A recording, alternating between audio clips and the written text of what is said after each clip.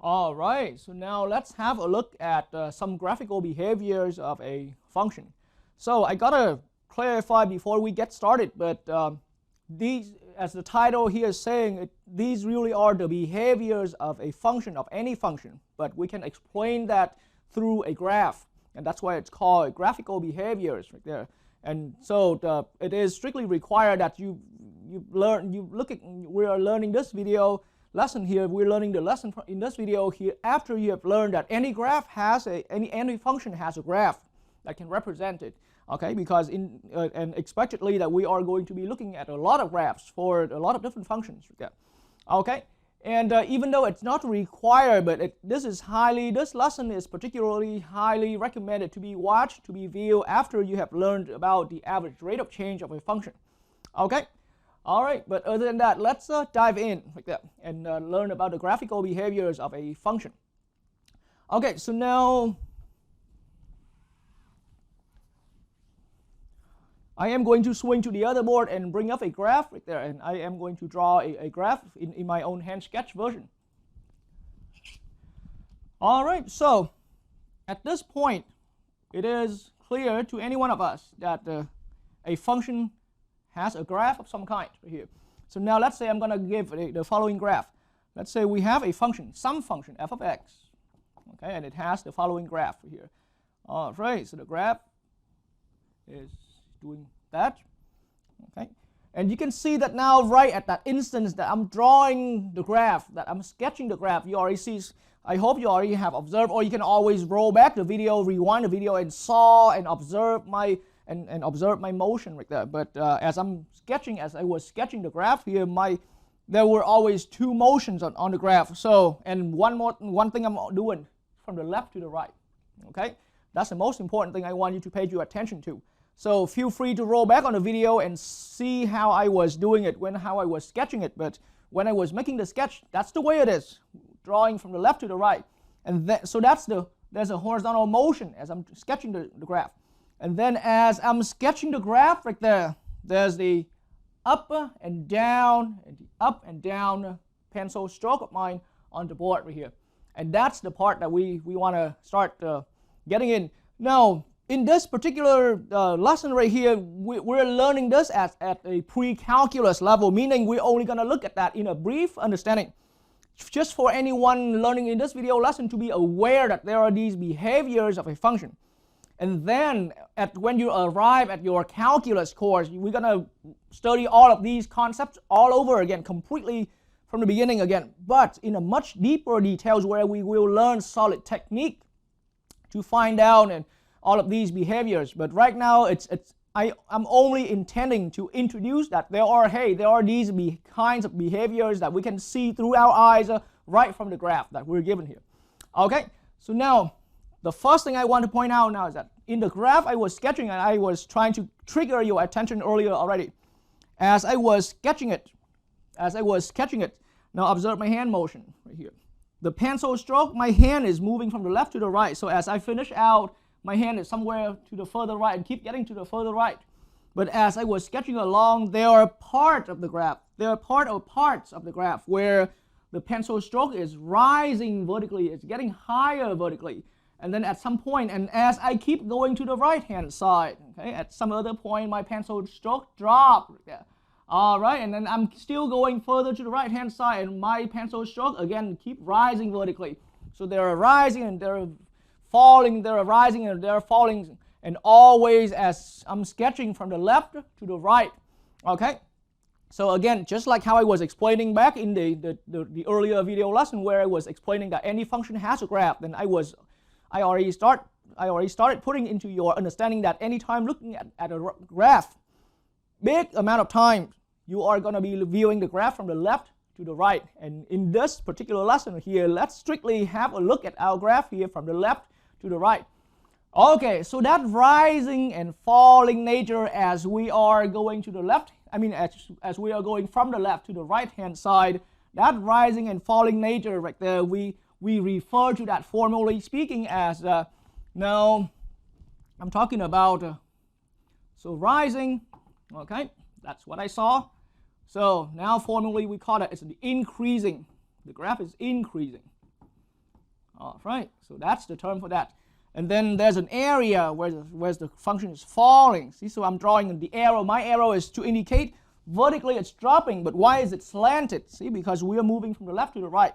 Okay, so there's some interval. I'm not being particularly specific about which interval that is yet. And like I said again, there are still a lot of details I have to owe you until the day that any one of you arrive at a calculus course. Could be delivered by me, could be taught by me, but in the end, your calculus course will bring it all out to light, that how you can track down precisely where those areas, where those intervals are, where your function is falling like this. So falling has another name right here. Falling is what our eyes are seeing, but for falling, we are calling that, in a formal term, decreasing. Okay, so now there are a couple areas already. Now, from the very first starting, and there's that area, there's that interval, some interval, that's the graph is rising, and now formally speaking, we're calling that it's increasing. Okay, and then at some point, and it's still increasing. See, it's still increasing. That's why I'm drawing that arrow up. Okay, so tracing along the graph again, you see as my hand sketch, as my hand motion is moving to the right hand side, my graph is still rising. And then at a certain point about, and now all I can say is about here, about x equals this value right there. That's the best my eyes can tell. Okay, and about at that point, then it seems like it doesn't rise any further up. So this seems like the highest point vertically. Okay, and then the function start dropping. Okay, start dropping. So now we start seeing falling or dropping. See, and so now falling or dropping. Okay, then now in formal math term we call it's decreasing. It's decreasing. All right, and then you see the function is decreasing. The function is decreasing, and so there's at least again there's a whole area, a whole interval where the function behaves like that, decreasing, keep dropping. These are the behaviors right there that we're first looking at. Okay, and so now it's decreasing, and then it hits to a certain point. There's a certain point right there where, let's say, there has to be some point there where you can call it when x, the input value of our function b specifically at x equals b, then the function stops falling. I'm using that term, it stops falling, okay? Or it stops decreasing. And then after that, it's going to turn back up. It's going to turn back up to become a rising. So there's another rising right here.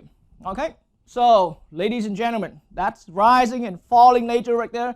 Now we refer to that formally as increasing or decreasing right there. All right, and so to keep it real simple right there, to keep it real simple, okay, so increasing as a term,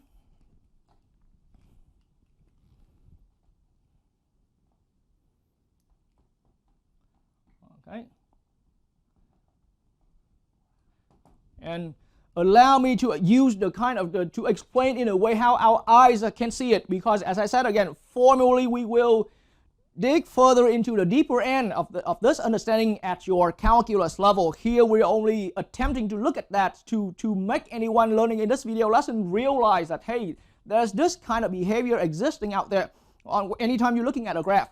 Okay, and so increasing is the same as, okay, simplest way of seeing right now, it's a rising. Okay, anytime that you're recognizing rising from the left to the right, okay, and so rising here, of course, rising vertically, rising vertically,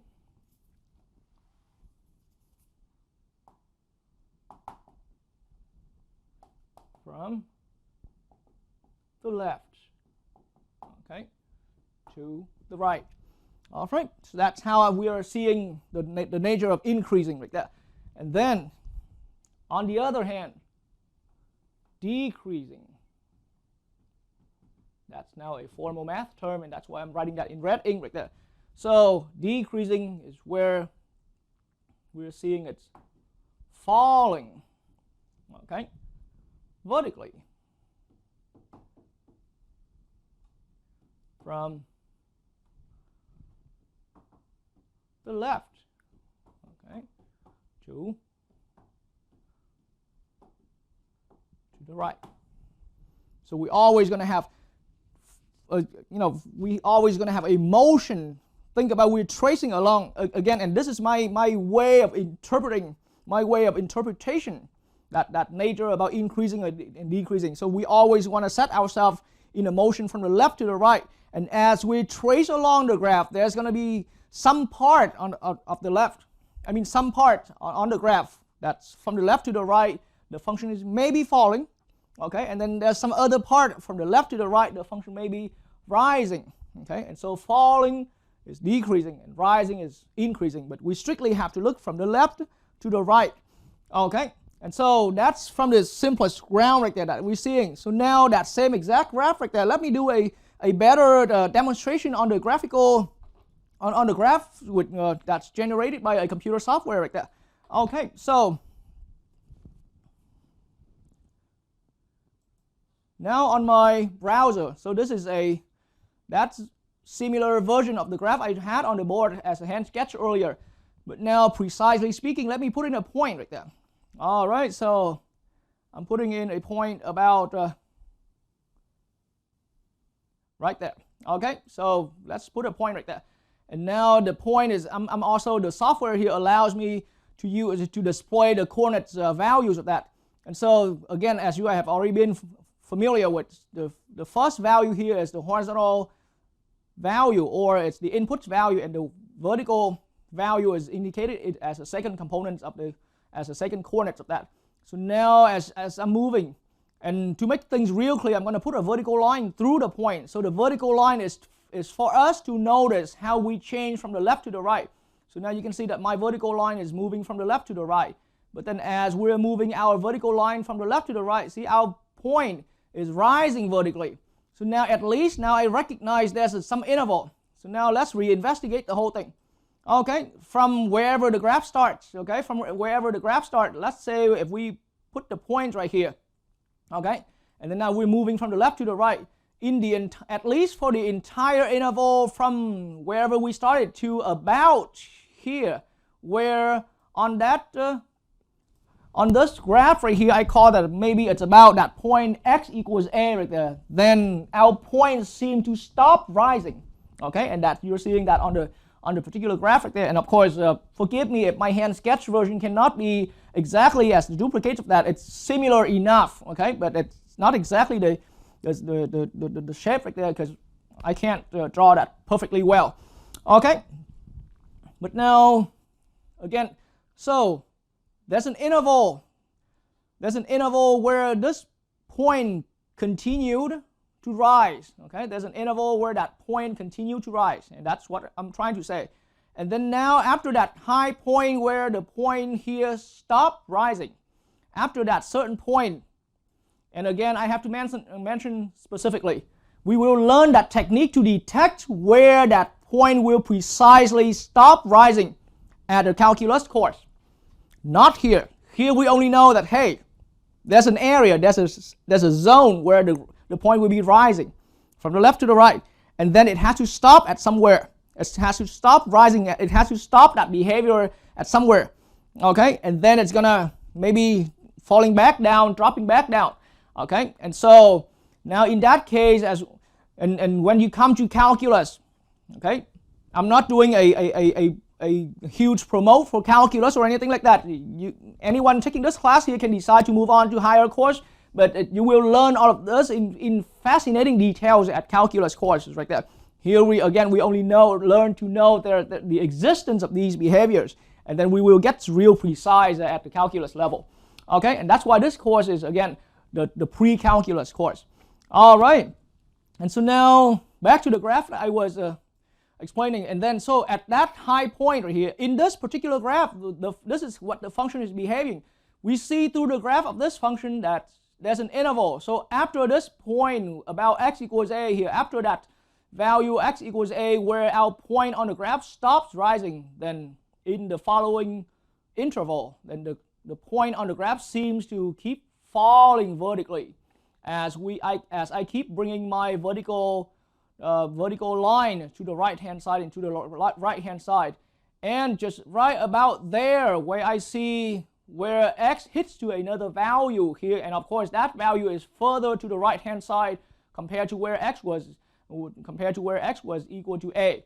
But now at a further right hand side point, then the point on the graph stops falling again, and maybe I was not to the furthest point to the right enough, who knows, but now my point here stopped falling, and then it's gonna, and as the vertical line, dotted vertical line of mine keep moving further to the right hand side, and my point on the graph is now swinging back up, rising again. Okay, and so now I was doing that graphical demonstration to illustrate the idea that now increasing or decreasing is a behavior that's not happening at one point.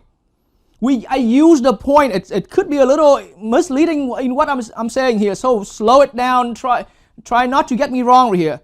Increasing or decreasing, yes, I'm using that point for you to notice. There's rising and there's falling. The point itself on the graph is rising or falling. That point right here on the graph is rising, okay?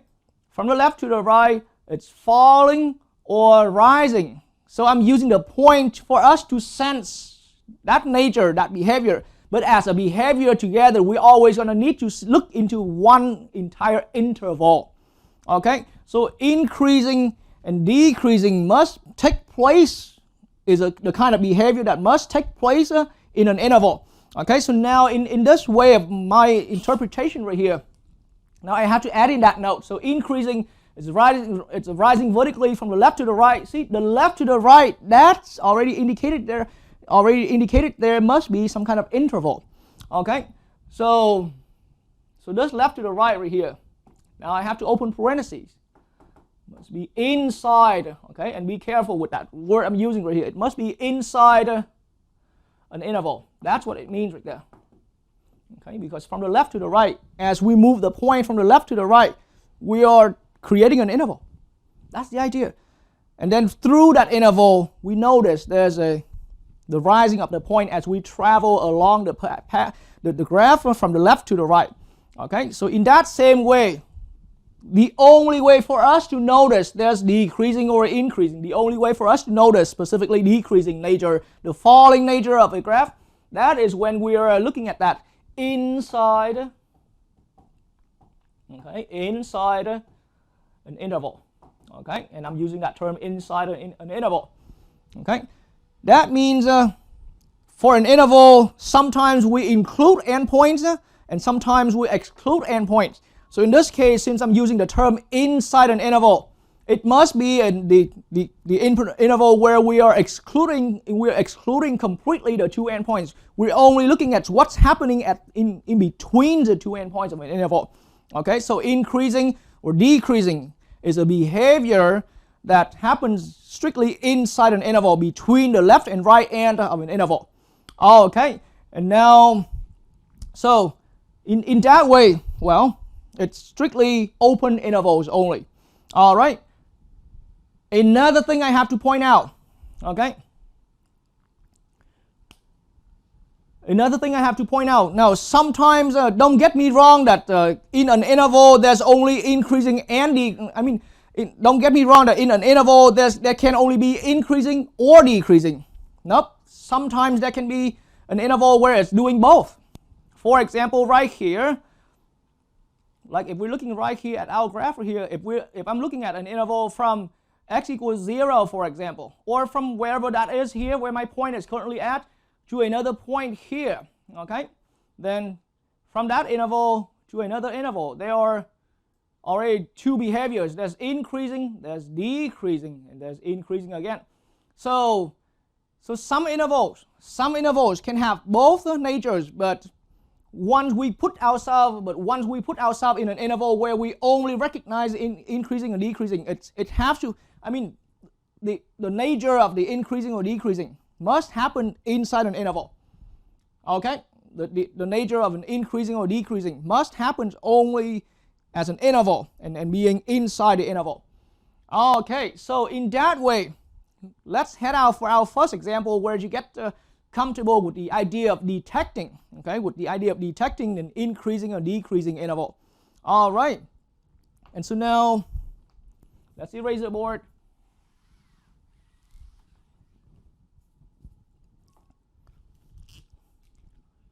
And now I am going to call that example 1. Okay, so since we are completely looking at these behaviors, these increasing and decreasing nature or behavior of a graph, of a function, by looking through the graph, looking at the graph. So the only way I can word my problem is estimate, okay? We want to estimate the interval, or there could be more than one intervals, okay? And I will mention that more clearly later on. Okay, the interval, or it could be intervals where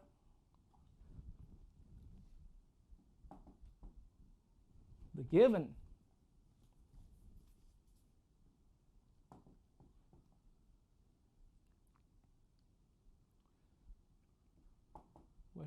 function, okay,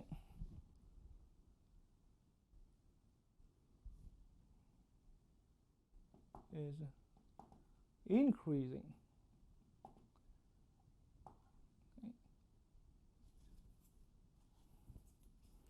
And then where the given function is decreasing. All right.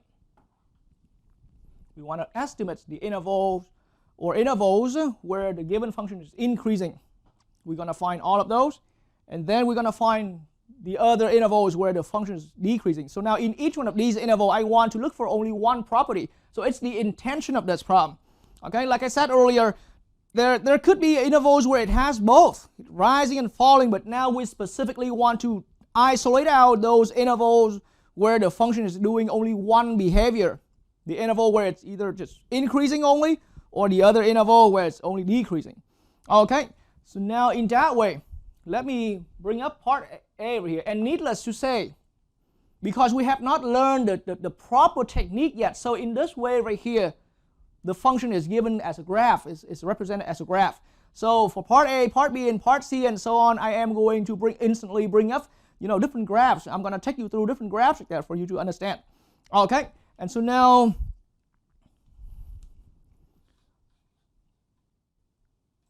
yes, ladies and gentlemen, this is our first graph right here. Okay, the graph for part A. All right, and now it is indeed the exact graph that I've been doing the demonstration prior to getting into this formal example. But now we're going to look at this graph with grids provided. Okay, with the grids provided here, and let's recognize the interval. So how about increasing? This is the way how I would present my work right here for increasing, and it's there not too much about reasoning or anything like that. That's why it's saying we estimate. Okay, so whatever our eyes can see it, we estimate, and we're providing the answer. So it's just short inputs from us. If that's the kind of problem where your instructor, it could be me or it could be anybody else teaching pre-calculus, asking you, hey, estimate the intervals of increasing and intervals of decreasing. That's a short way of saying that, but formally the interval where the given function is increasing, or the interval where the function is decreasing. Okay, so that means I'm going to now first detect the increasing interval. All right, so now with grids being provided here on the graph, okay, it's going to make it extremely beneficial. All right, and so I am going to put that into full screen view. Okay, and the software I'm using here is particularly Desmos. Okay, but I just need to mention again, in case you are given an actual hard copy printed graph and where grids are provided, then rely right on your vertical grids right there. That helps you to detect. The intervals where intervals where your function is increasing. Okay, and then it also use the grids to detect which intervals that your function is decreasing. Okay, And then in case you are given even in a more challenging situation where the graph is completely, without any grids at all, you can use a ruler. Okay. If the graph in case is completely blank without grids like this, you can think about use a ruler to a vertical, place your straight edge, your ruler to be vertical, okay, so that you can detect from the left to the right where your point is rising and where your point is falling right there. Okay, so that's just my personal recommendation, but that's not a solid technique or anything like that. Okay, so if you like that, you take that. Otherwise, if something else that works better for you, find it. The point now is that in which interval or intervals will our function be rising, be increasing. Okay, so now after repeating the goal of the problem for so many times, now let's get to it. All right, so now back to full view screen right here. Now I use Desmo, so Desmo already gave me the very nice vertical grids right here, but optionally I will also put in a vertical line. All right, so now I'm going to move my vertical line. Okay, so let's have a look at the graph right here. So my point starting out right here, about here, okay, and it's about -1. Right now it's -1, but the idea now is that this function start out from -infinity to wherever it is right now, and then it's as I keep moving, as I keep moving my vertical line to the right hand side, my point is still rising. My point is still rising. Okay, my point is still rising, and so right now in the whole interval from -infinity to anywhere here where my vertical line is at, the graph is still increasing. The function is still increasing, and it's still continuing to increase. Okay, so that interval keep getting bigger. The interval keep getting bigger as we realize, as I keep moving further, and the point is still, as long as the point is still rising, and the interval doesn't stop there, the interval keeps extending further. So right now it's -infinity to wherever that vertical line is at. Okay, between -infinity and wherever that vertical line is at. But now let's observe that even further. And then it's still increasing until there's a certain point about here. See, here it starts losing. And I put in the label of the coordinates right here so that you can sense that we're losing vertical coordinates. See, it's getting lower. Okay, and then the highest, it seems like it peaked out. Okay, because right here it's already dropping and it's peaked out at about 3.333, something like that. Okay. All right, and then the value there is about, see, so it's all about the best estimate. So right now that's the best I can place my point at, and it seems like it's about 1. Okay, but again, as I said, in order to find precisely where that point stopped rising, that would wait for calculus. Okay, so even though I said earlier that I don't really intend to promote calculus, but for the joy of math right there, I really highly recommending anyone, if you could, go ahead and take as far as possible in your mathematical career and see how far you can push, and you will keep learning fascinating applications of mathematics out there.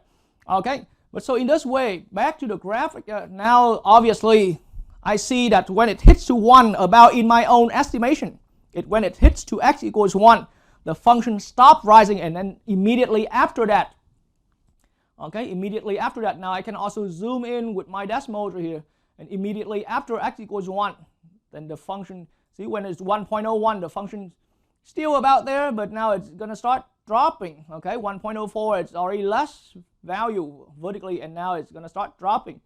All right, so that's one interval. So now back on my, I'm going to zoom it out a little further. Okay, so back on my board right here, increasing. For now, I see it happens anywhere between -infinity, because that's where the graph start and the viewing window was limiting it. But in the way how we're seeing it, believe your own sense now. Okay, you don't have to be too worried about it. Are we sure it's keep growing out further? It should be. Okay, so minus -infinity to anywhere between 1. But now, to emphasize what I was saying earlier, see, open intervals. Open interval only. Okay, parentheses is only.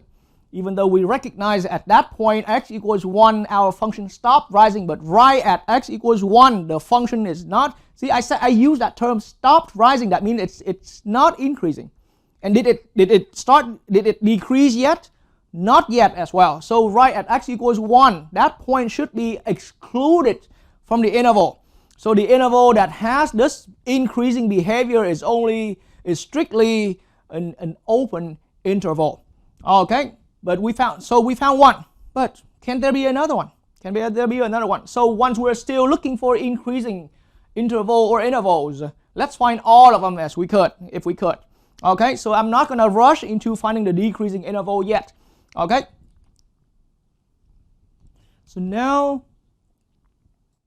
on my graph here, now I'm going to, so at least anywhere after x equals 1, so I'm using that term after x equals 1 from the left to the right for you to kind of sense that, as I keep moving, and now I'm moving past x equals 1, as my vertical line moves past the value x equals 1.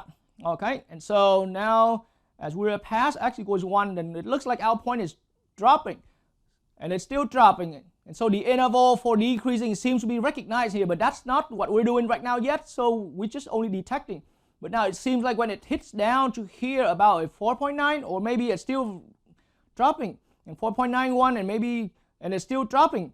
Okay, and now when it hits to about 5 with the graphing, okay, and then after 5, okay, passing x equals 5, then the function, that point on the graph, okay, will keep rising up again, and rising up and rising up. So in that way, now we actually recognize there is another interval, that's the point on the graph is rising.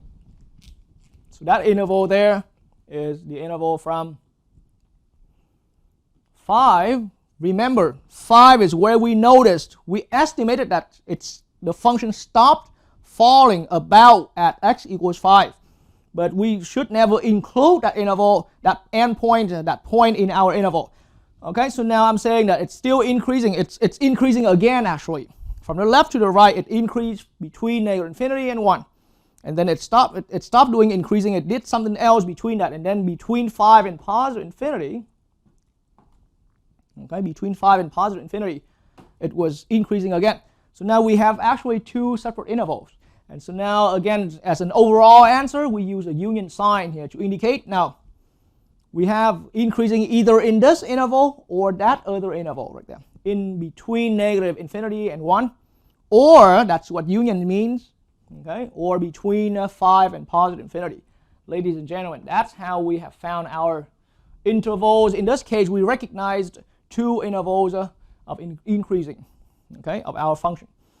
All right, so now the same graph right here, and we kind of noticed that already. Okay, so now we're going to head over to look for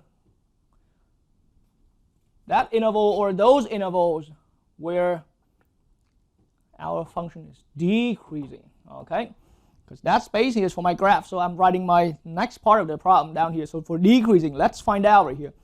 So the graph is still there, and now we already experienced that.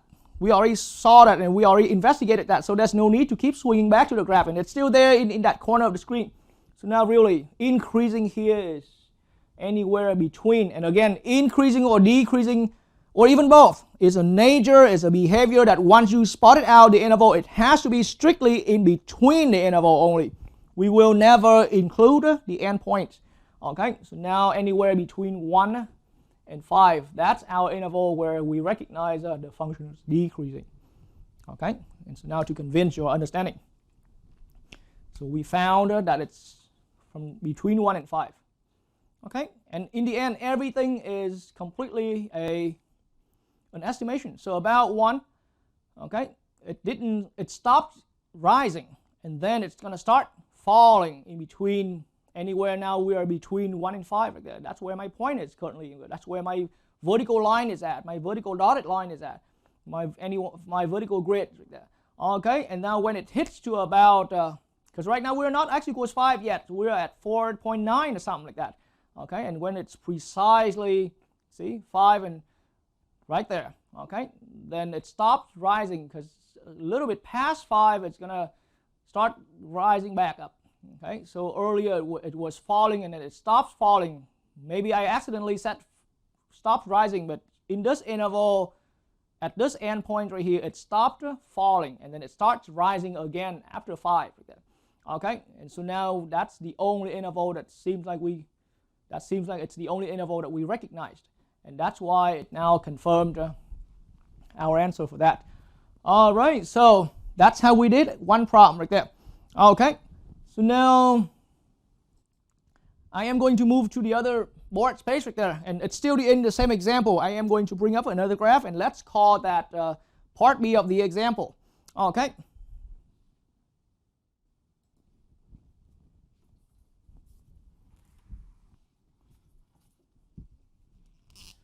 All right, so now let's look at the part B of the example. And so now for part B, I am going to show a different graph. All right, so here we go. This is our graph of the function in part B. So go ahead and spend some time copying down that graph right there. Okay, we don't have to worry about what function that is that gave this graph representation right there. All we see is it's a curve, it's a whatever graph that is, and then we're going to use that graph. We're going to look at that graph to estimate so where the graph is increasing or decreasing. Okay, and so now let's bring that into full view now, as you have had enough time to copy it down. So let's put it in full view right here. Okay, and so now again I'm going to show my point right here.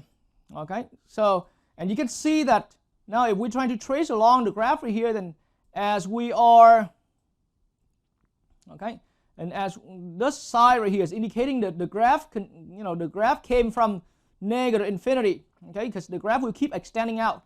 All right, and so now here's that point, okay, and it when we back further to the left, it was still even higher, okay, and now here's my vertical line. So just like how I did in part A, I'm going to move. I'm going to create that left to the right motion right here, and as I'm doing that, as I'm moving my vertical line from the left to the right, I notice my point here is dropping right now. It's dropping, okay, and then dropping to a certain point that it stopped dropping, okay, and then after that point, it's going to start rising up. It's going to start rising up. All right, so in that way, so now we have enough the evidence to make our final conclusion right here. Okay, so now as far as increasing for the interval, so increasing, it looks like right on the graph we spotted only one interval this time, and the interval here is between 2 and positive infinity. Okay, because as I was saying when I was doing that demonstration with the graph, then after x equals 2, or as we move past x equals 2, okay, then the function is going to be rising. Okay, so in that way, and that's the only interval where we recognize the rising nature of that function. It's rising vertically. So now we found that interval increasing from between 2 and positive infinity. Okay, and so now I'm going to look again at the graph. So in that way, for decreasing, okay, the point was dropping when this vertical line is anywhere before it gets to x equals 2. Now I was using that term, slightly different way of saying it, but when it's anywhere before the vertical line hits to x equals 2 right there. So that means this is an entire interval anywhere between negative infinity to x equals 2. Now again, as I said, the interval is where I'm moving my vertical line from the left to the right. Okay, and then the point here is to show falling or rising. Okay, and so now in that way, it is clear that for decreasing,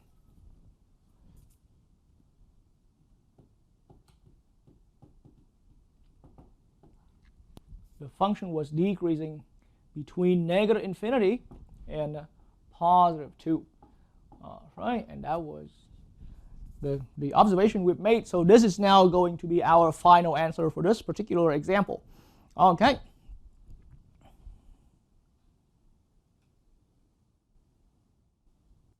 All right, so now let's look at another example where the problem becomes a little more challenging. So we're still looking for increasing and decreasing intervals, okay? But we're gonna start looking at another problem. We're gonna look at another problem where the challenging becomes a little a little more.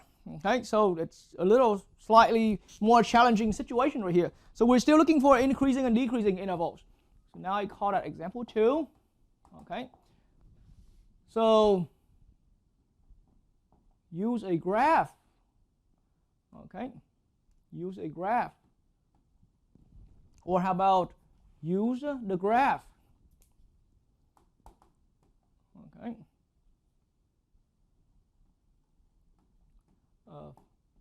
Each given function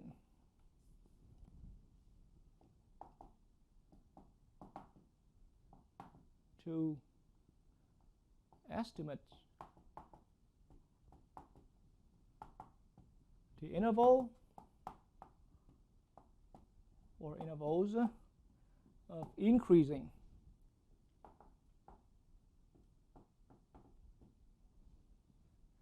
and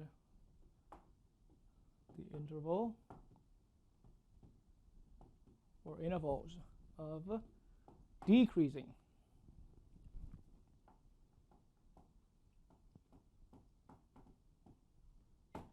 All right, so that's the worded instruction of the problem. I'm going to quickly step aside so that you can see the full wording of the instruction right here. So at first sight, it may be thought that it's the exact same problem as in example 1 right there earlier. But in example 1, the function was not known. The function was not given. You were only given the graph, and we estimate directly from the graph. So here, indeed, we're actually going to have the function given with the rule. Okay, and but then after that, we're going to use the graph. The challenge here is that you're going to have to use your own technology of your favorite kind of technology to graph the function given right here. Okay, you can use your standard TI calculator, or you can use decimals right there to detect the intervals of increasing and then the intervals of decreasing right here. Okay, and so now let me write down the actual function that is. Okay, so the first function we're looking at here.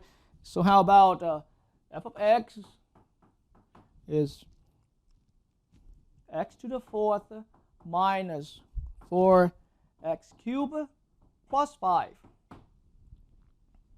Okay, so again, you may feel that I constantly promote calculus, but you see, the higher you go in math, the more tools you will learn to unlock all of these secrets. Okay, so right now I give you a function, and I'm asking you to graph I'm asking you to detect the intervals of increasing and decreasing.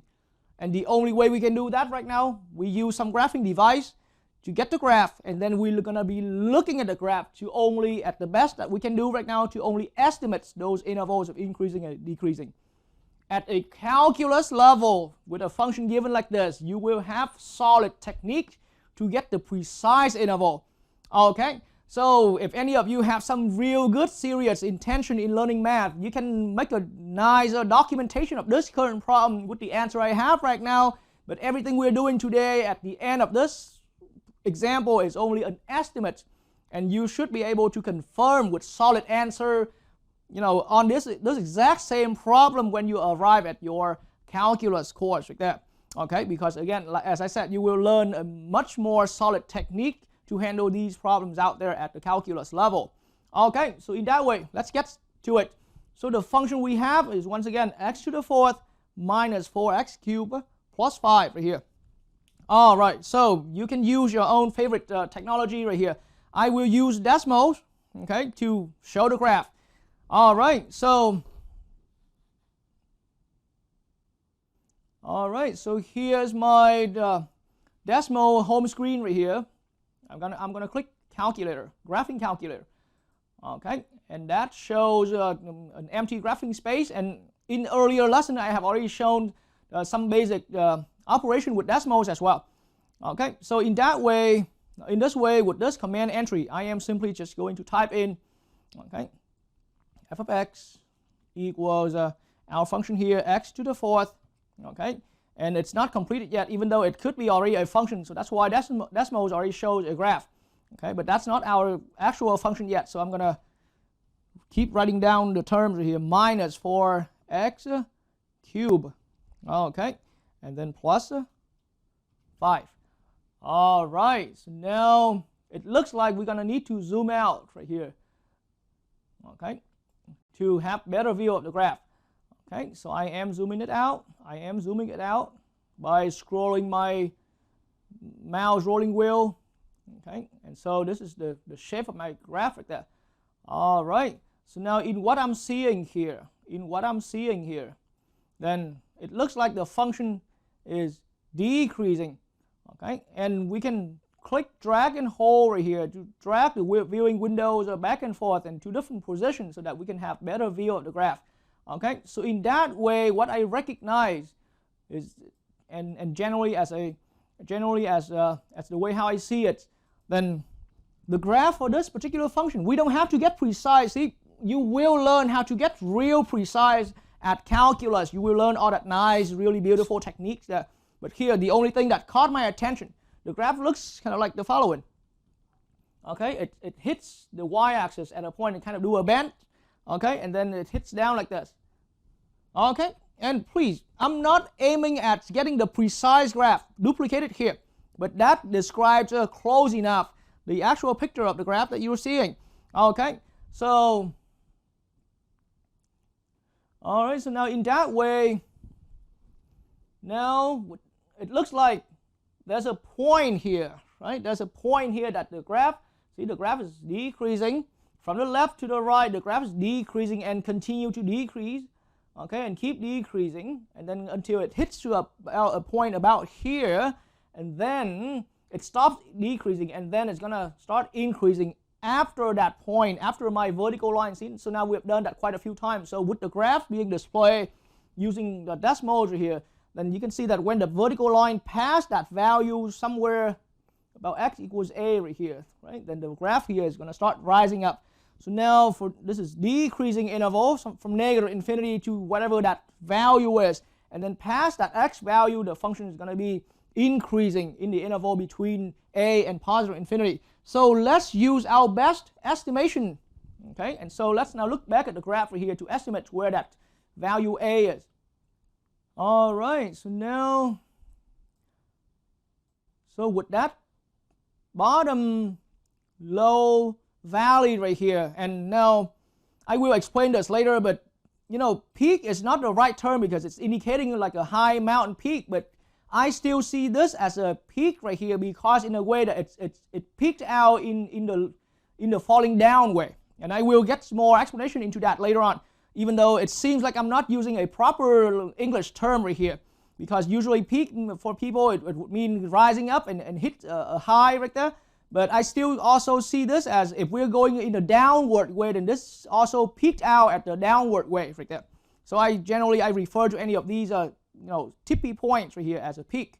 Okay, so it has a peak down right here, a downward peak right here at it peaked down at when it's about x equals, see, so now I'm going to trace along, okay, and as I trace along right here, now for decimals, if anyone is planning to use decimal, you can just simply click, okay, use your mouse to click and hold, and drag along the graph.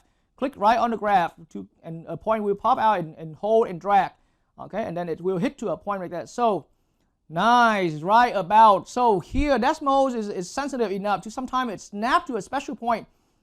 That's the reason why I also favor using decimals like that. But when it hits to about x equals 3, okay, x equals 3, then the function stops rising any further and then going past x equals 3, the point on the graph rising back up right there.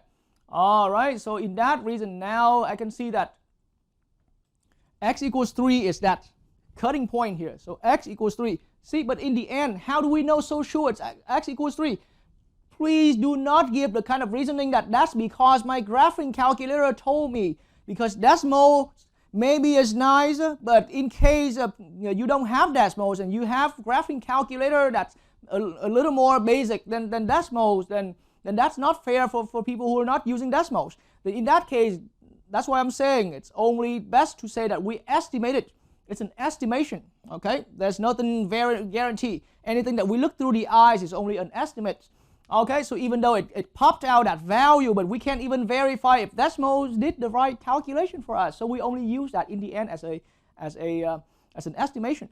So now, but at least from that observation, now I'm seeing increasing, okay?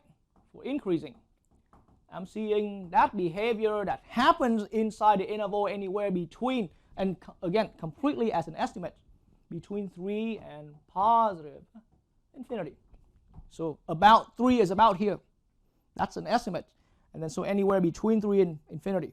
That's increasing. All right, so we found an answer. And that's the only interval. And then the whole interval, it has some funny waterfall shape right there, but in the end, it's from the left to the right, it's keep dropping. You see vertically my hand as in my tip of my finger over here as I'm tracing along with the graph from the left to the right. You can still see that my tip of the finger is falling vertically. So in this case right here, decreasing happens inside the interval anywhere between negative infinity and 3. Okay, but see again, we don't need to ask about how we can be so sure about 3 right here. That's not the point right now. Okay, and as I said, when you get to calculus, we will have a solid technique to really verify whether or not it's 3 or it's slightly less than 3 or like a 3.001 or something like that. Okay, because machine can still lie to us, even though I favor using Desmos simply because the graph looks nice, that's all, with pretty good resolution. But that doesn't mean, that whatever the answer that Desmos gave me has to be the only answer. It has to be the correct one. All right, so it's only an estimate. So it's illegal to estimate.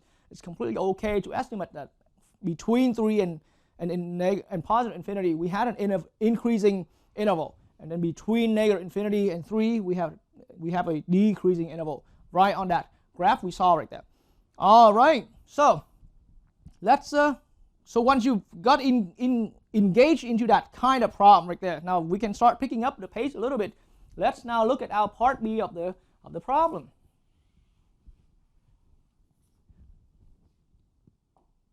All right, so for part B, let me now look at h of x, okay, is the rule says x to the 5th plus 5x to the 4th plus 10x cubed, okay, plus 10x squared and minus 1. All right, it's another rule, it's another function. Okay, the input is x, and the function itself, this rule here is named h. Okay, and the outputs coming out is called a y value, and that's why we're going to have a graph. And that graph, now at this point you've learned that the graph has an up and down behavior, and that's what we're about to look for. So now let's have a look at the graph. Okay. All right, so back on my browser, now I am going to type in x to the 5th, okay, and then I decided to hide the graph away until I completely typed out the actual graph so that it won't have any other intermediate graph that popped in and interfere with our view right there. Okay, and so x to the 5th, and then plus 5x to the 4th, plus 10x cubed plus 10x squared minus 1. All right, so after carefully double checking with my, to make sure it's free from typos or anything like that, let's now show the graph. So there we go, that's the graph. Okay, and now, so what I recognize is this kind of shape here. It's rising up and it's bending down, and then it's rising up again. Okay, it's rising up, turning down, and then turning back up. Okay, and so now I really tried to put it in further view, and no matter how further I zoomed out, it's not going to swing back down again on the right end, and it never came from up high and down. So in that way, we're pretty firm that the graph has to be in this kind of shape. Okay, so I am going to swing back to my board and make a hand sketch duplicate of this graph right here. Okay, so from everything that I see right here, we don't need to be precise. Okay, and like I said, when we get to calculus, we will learn all that precise way to be, all that solid method to be precise. Here we just need to get the best and the closest we can.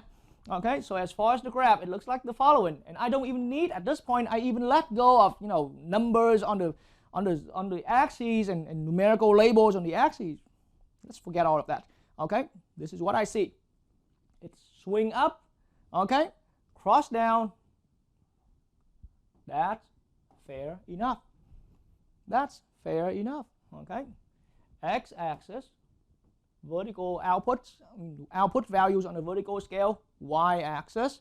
Okay, and so now it looks like now we have two peaks right here. See, I was using that term peaks, but again, peaks for me, I apologize that I'm not necessarily using the proper term, the proper English term, but my point now is that, see, anytime we have a tippy place right here, a tippy point and another tippy point, high and low, okay? Common terms in common daily language we call peaks and valleys, but too many names like that. So it's going into a sharp point, a turning point, a turning point. Okay, so let's just call that peak, and also in the way how I see it, it's peaking high and it's peaking in the low way right there. It's getting the most high and it's also getting the most in the low right there.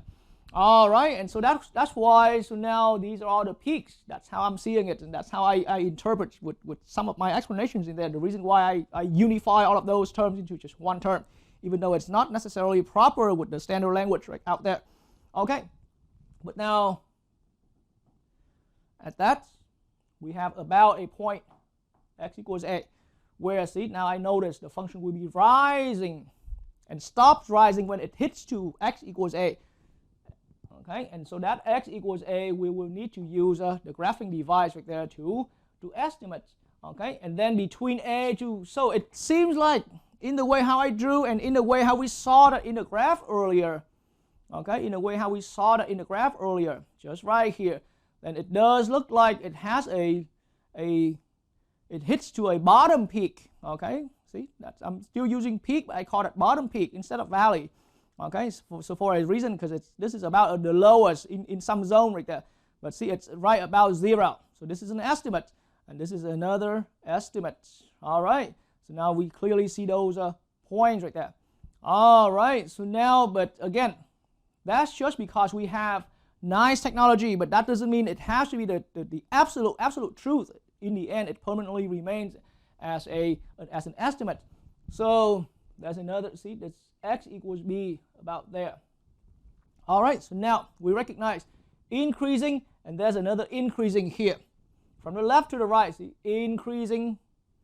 So you will always see my hand motions horizontally is going from the left to the right, but vertically it's rising, vertically it's rising. All right, so now as far as the increasing, we recognize two intervals this time. Okay, one of them is between negative infinity and negative 2. So this value, once again, is only an estimate. Okay, we found another one between 0 and positive infinity.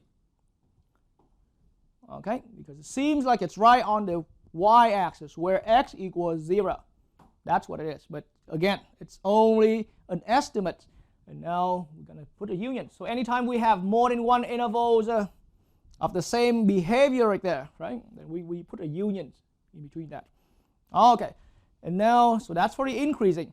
And so in this narrow space that remains right here, allow me to try my best to fit it in the other answer. Okay, all right, so now for decreasing.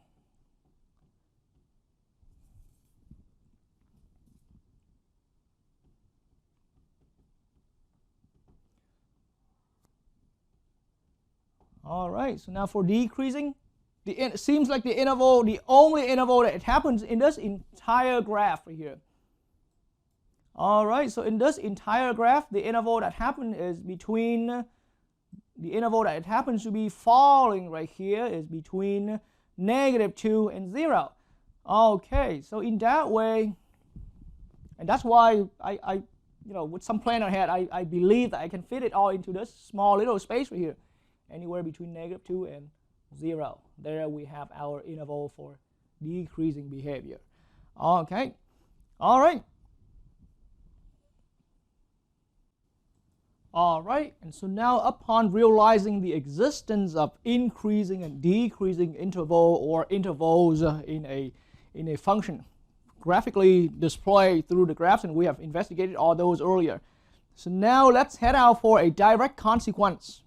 So we're still working with the concept, the topics on increasing and decreasing intervals, but the direct consequence I'm talking about now is we're gonna start identifying the local maximum and local minimum, and in plural, local maxima and local minima.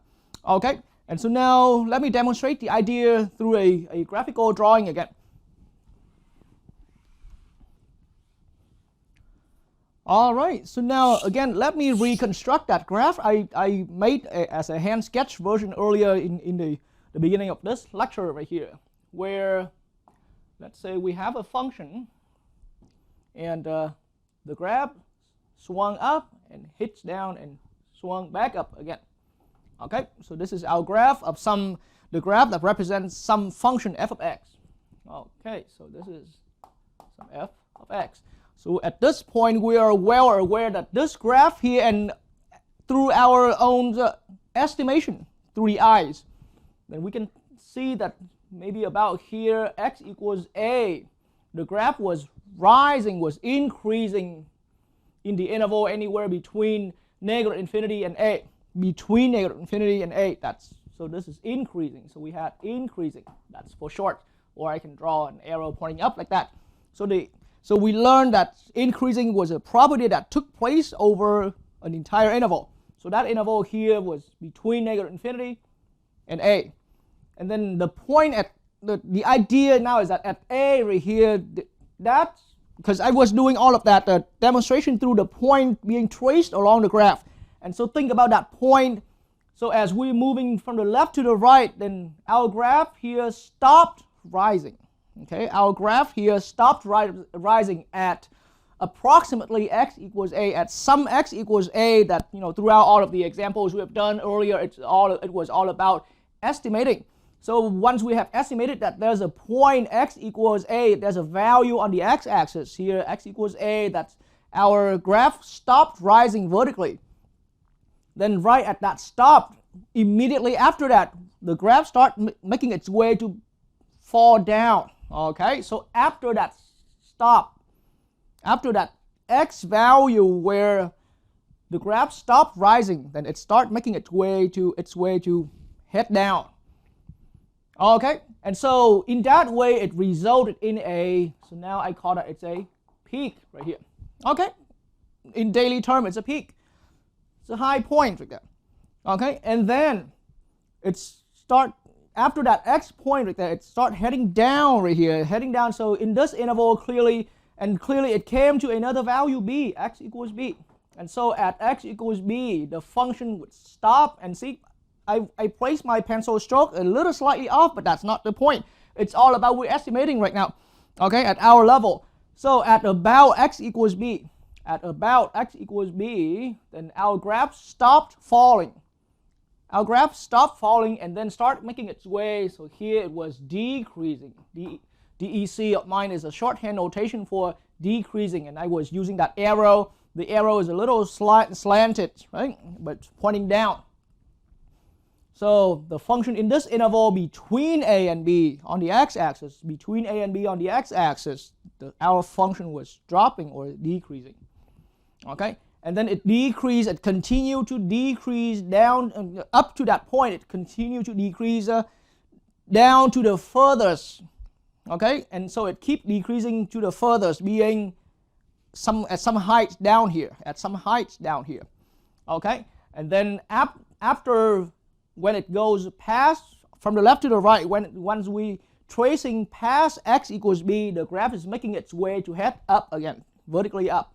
So there's increasing here, okay, and there's decreasing here. So now all of a sudden we realize there are these values that back in the earlier examples where we use them as the interval limits right here, the low end and the high end of an interval, the high end, the low end and high end of an interval, then now those intervals that we estimated in the earlier examples, now they are a little more important than just being an interval.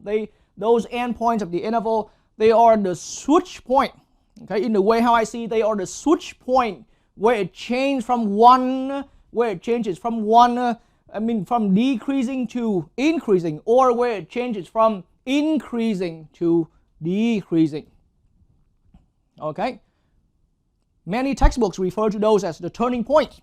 I agree with that totally. It's turned from increasing to decreasing, or at that point it switches from decreasing, it turns from decreasing up to increasing. Okay, now it's also daily terms refer to this low point here as valley. Okay, so that's to align with the proper daily language. But now I have to admit, now if for students who studied with me, you might find that I use either valley or peak. I use them both as peaks. Okay, so this is to me a peak. This is also a peak to me. It's not that I intended, and I have explained this a little earlier when I was still looking at increasing and decreasing. But see, a peak when it was going up like this, because in the way how I see this, and I want to transfer this to understanding to my students as well. But you see, in a way of, well, this is a peak in daily term, but now I see that as a high peak. Okay, because in a way of how it is, the function was increasing and continue to increase, and then to that point where it increased to the furthest it increased. Okay, the furthest that it rise to, and then after that furthest point it rise to, so that's why it formed a peak right there. Easy to understand. And then after that peak, okay, it starts making its way falling down, and it kept falling until it hits at this x value, it hits a stop. Okay, so this is the furthest, again, it's the furthest where the furthest it's dropping, the furthest for the dropping. All right, the furthest for the dropping. So that's why valley or peak in the end, I still see that myself. Okay, because it's just indicating the idea about the furthest. It's peaked out as in its direction of moving up or moving down like that. Okay, and moving away from the x-axis right here. So the furthest up or the furthest down. That's why valley, I interpret this as a down peak right here. Okay, so that you won't get shocked. And as I said, it's just myself. I have a way of seeing that, and the term peak itself, it just happened to be less sound. Okay, if you call it valley, it's two sounds, valley. Okay, or turning points, it's formal term, but it's a little too many sounds like that. Or vertices, okay, it's still too many sounds. So I just decided to call them peaks, even though it sounds a little off from the standard right there. But now I see, and to be a little more precise, and I can occasionally throw in the word high peaks or low peaks. But in the end, to me, I call it, it's a peak and it's also a peak. Okay, high peak and low peak. Even though the low peaks or the down peaks right there, I should call that low peaks. Yes, that's better name for saying that. Okay, but high peaks or low peaks, right there, in the end, they're all peaks to me. Okay, it peaks out in the going up way, and it peaks out in the going up way, and it also peaks out in the going down way, like that. All right, but so that's just enough with the wording clarification in case you get shocked and feel a little bit uncomfortable that I use terms that are a little bit out of standard. Okay, off from the standard, like that. But there's a reason for that. So now, in the end, with these peaks right here, the point now is that at these peaks, okay, we have a switch between increasing to a decreasing. Or right here, it's a switch from decreasing to an increasing. All right, so now, any of these peaks, now we have a formal term in math now. Okay, so you see in the way how it is now, then this peak right here is the highest point, at least in some local area nearby. Now, I'm not saying that it's the absolutely highest. And again, your calculus course awaiting for you will really tear it down and classify everything in a very precise way. So right now I see it's a high point. It's a high point, it hits to a highest, but not really a highest. I mean, this point you can see it's not as high as this other point here somewhere on the graph, but at least I can see it's the highest before it's turned down right there. All right, that's why I was seeing that as a peak. It was highest on its way going up, and then it turns away. Okay, so at least in that area. So now I refer to this peak right here as a local maximum. All right, so much explanation. But then now, formally speaking, I refer to that as a local maximum. So a local maximum at this point is where the local maximum here happens at where we switch from increasing. Okay, so we have a local maximum where we switch from increasing to decreasing. Okay, and now so this way, I was calling that it's a low peak earlier. It was generally just a peak, but it's way at the bottom, at the valley, right? So now at this point right here, it's opposite from the other ones. It's a switch, and from the left to the right again. It's a switch from decreasing to increasing. So I call this one here is a local minimum. All right, so that particular one right there is called a local minimum. See, so the term local here refers to, it's not really because maximum means the biggest, and the minimum means the lowest ever. Okay, but now local here, we add in that term local just to indicate that it's not the biggest, it's not the highest out of the entire graph. It's just the highest relative to some area, some zone, some interval around it, some neighborhood around it, left and right around it. Okay, so that's the same way. It's a minimum. Technically, it means the lowest point, but but now we have to add in the term the local minimum to indicate that it hits to a lowest, but not necessarily the lowest throughout the entire graph, but it's only the lowest in some interval left and right around it, in some neighborhood left and right around it. All right, and that should be just enough with that understanding right now. So right here at our level, we keep the idea of a local maximum as a point where it switches from increasing to decreasing. So right at that x equals a right here, we found out that there was that nature. So we say local maximum is at about x equals a. So I'm indicating where we found that local maximum. Okay, but then there's even more, and again at your calculus level, it will bring it all of the details will be brought out to light right here.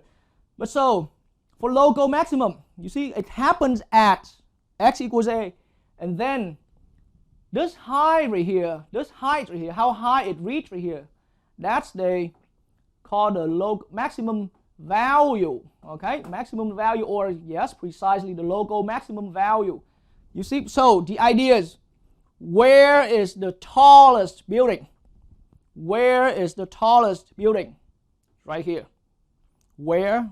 Because is that here or is that here? That's where is the tallest building. That's one part of it. So x equals a is where we have located the tallest building. But then, when we located that, once we have located that, how high does it reach right there? So now vertically up and vertically up, how high does it reach? That's why it's local maximum value. Okay, so the maximum value is how high it hits to that peak right there. Okay, and then where that is, that's on the x-axis, where we have that switch between increasing and decreasing. All right, and so now similarly, so now for local minimum, there are two natures that we are looking at, just like how I was discussing about the local maximum. So where is the valley? Okay, or where is the low peak? Where is the lowest building on Earth? Okay, this is where. So on the x-axis, we're indicating where, because that switches from decreasing to increasing. Okay, so where is the shortest building? Where is the shortest person? Okay, where is the valley here?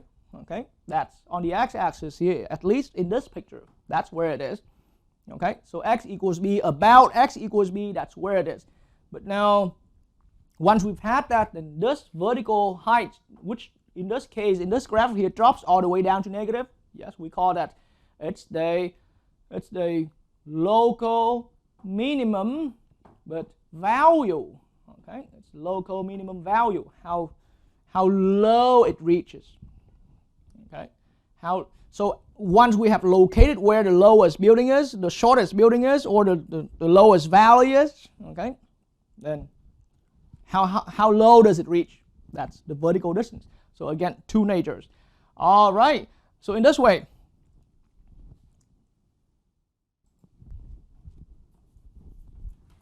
I'm going to write down the definition of a local maximum and local minimum in my own interpretation, in my own words here. Okay. All right. So now I'm saying if f of x, okay, switches from increasing, okay, to decreasing, okay, at x equals a. If we found out that at x equals a, it satisfies that requirement, switches from increasing to decreasing at x equals a. Okay, if we found out about that satisfaction, if we found out that satisfying the requirement there, then f of x has a local maximum at, so that's now a terminology, at x equals a. Okay, or that's how we say it. That's how we say f of x has a local maximum at x equals a, but that's just where it is. Okay, and then further, okay, and then further, the value itself, f of a right here, the function value, or precisely the y value. Okay, the y value, that's f of a right here, is called the local maximum value, okay, of the function f of x. So f of x generally refer to the function value at any x value at any input, but now specifically this value of the function, this height of the function when x equals a, that specific value right here is called the local maximum value. This is how high our maximum can reach right there. Okay, and so those are the term, and I should have done that, I should have highlighted that or underlined that in red ink right there. Okay, so here I can call that I can rewrite that in red ink right there. It's a local maximum. Okay. And then here's a local maximum value.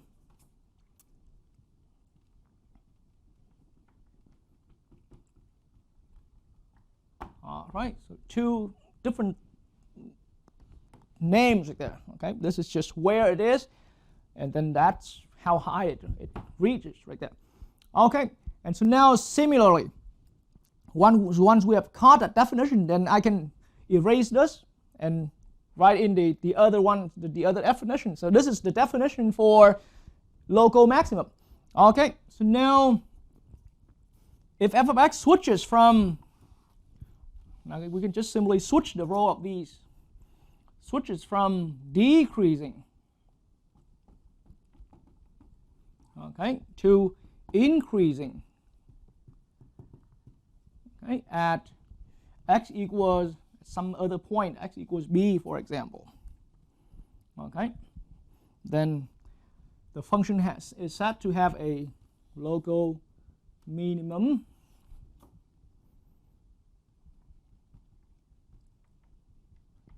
at x equals b. Okay, where in this case right here,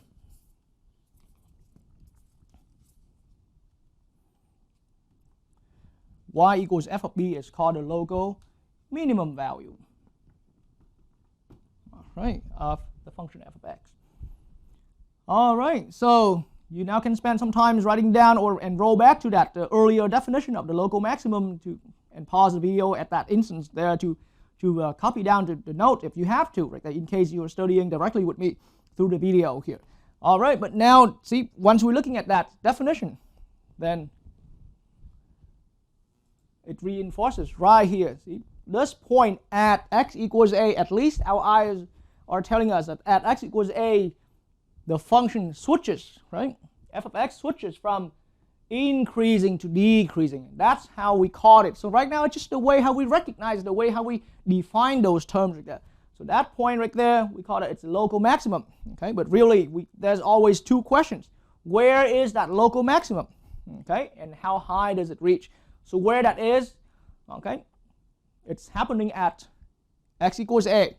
Okay, and then it's the local maximum value right here is going to be, this is the function f of x, f of a right here, the function's value at x equals a. And then at this other point, we detected that the function switches from decreasing to increasing, and the definition is still there on the other board we got just now. Okay, and so there at that point, we call it it's a local minimum. But there are two natures of that. Where that is right here at it's about at x equals b. Okay, and then how high, how low does it reach? It reached down to somewhere about down there. That's vertical negative height here in this picture. It's called a local minimum value. Okay, but in the end, it's just how low it reaches. Okay, either below the x-axis or above the x-axis. But how low it reached, the y value, that's called the local minimum value. All right, and so now at this point, let's get into some example that expand our understanding. Okay.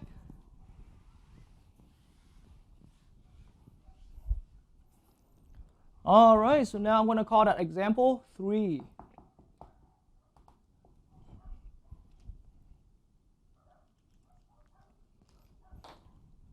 All right, so now I'm going to say estimates. All right, estimates from the given graph. Okay.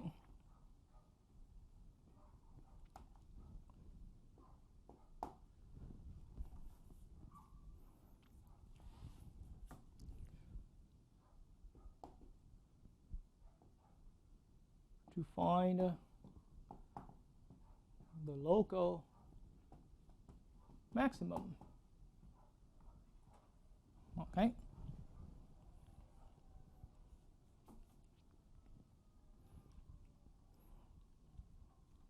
And indeed, now let me also introduce this term right here, and I will explain that along the example, the local maxima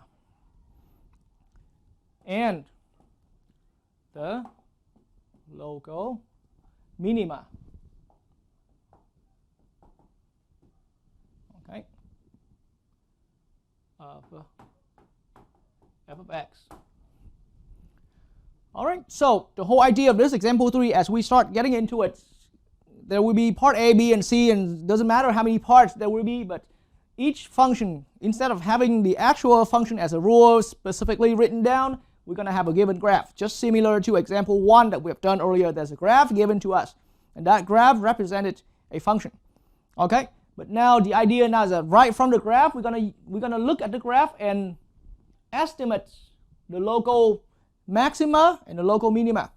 Okay, so why not minimum and why not maximum and why not minimum, but here maxima and minima? Because see, now as I have done that, I have explained that, then we can start thinking even as a further consequence here. Aside from the graph I've drawn earlier, there could be times where the graph is doing this. There are multiple high peaks and there are multiple low peaks right here. Okay, that's allow me to use my own terms like that. Multiple high peaks and then there are multiple low peaks right there. Okay, or multiple vertices.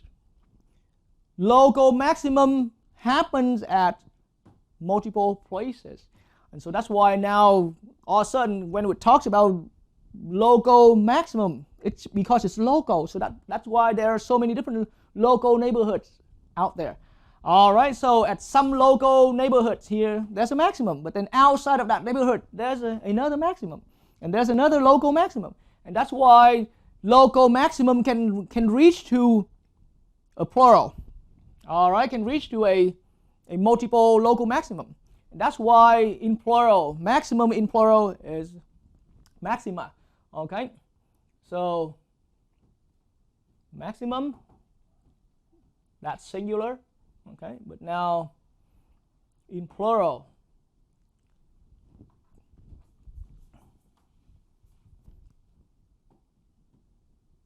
all right, in plural form of that,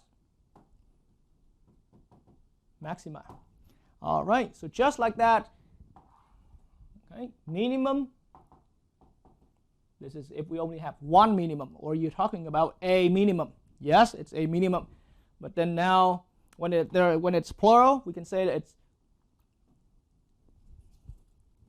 minima.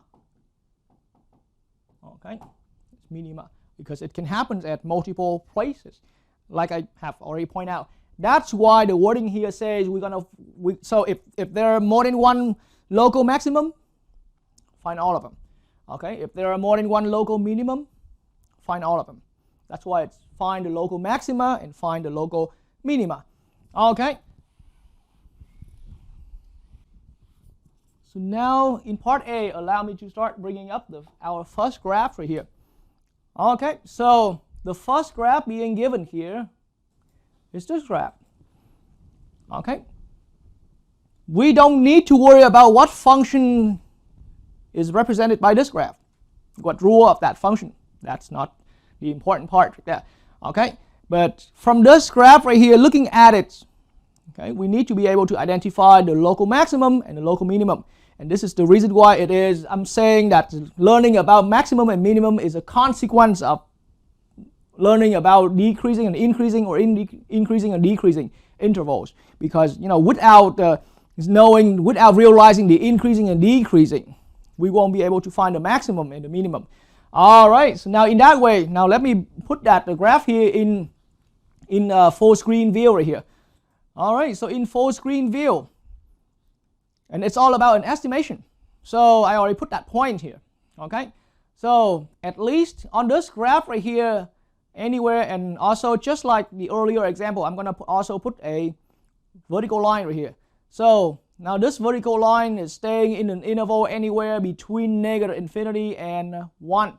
So in that way, right now I can see that anywhere between negative infinity and 1 right here, then that point on the graph is still increasing. Okay, and then when it comes to about, okay, that's why I'm saying it's an estimate. When it comes to about x equals 1, then that point will stop rising. Because how do I know?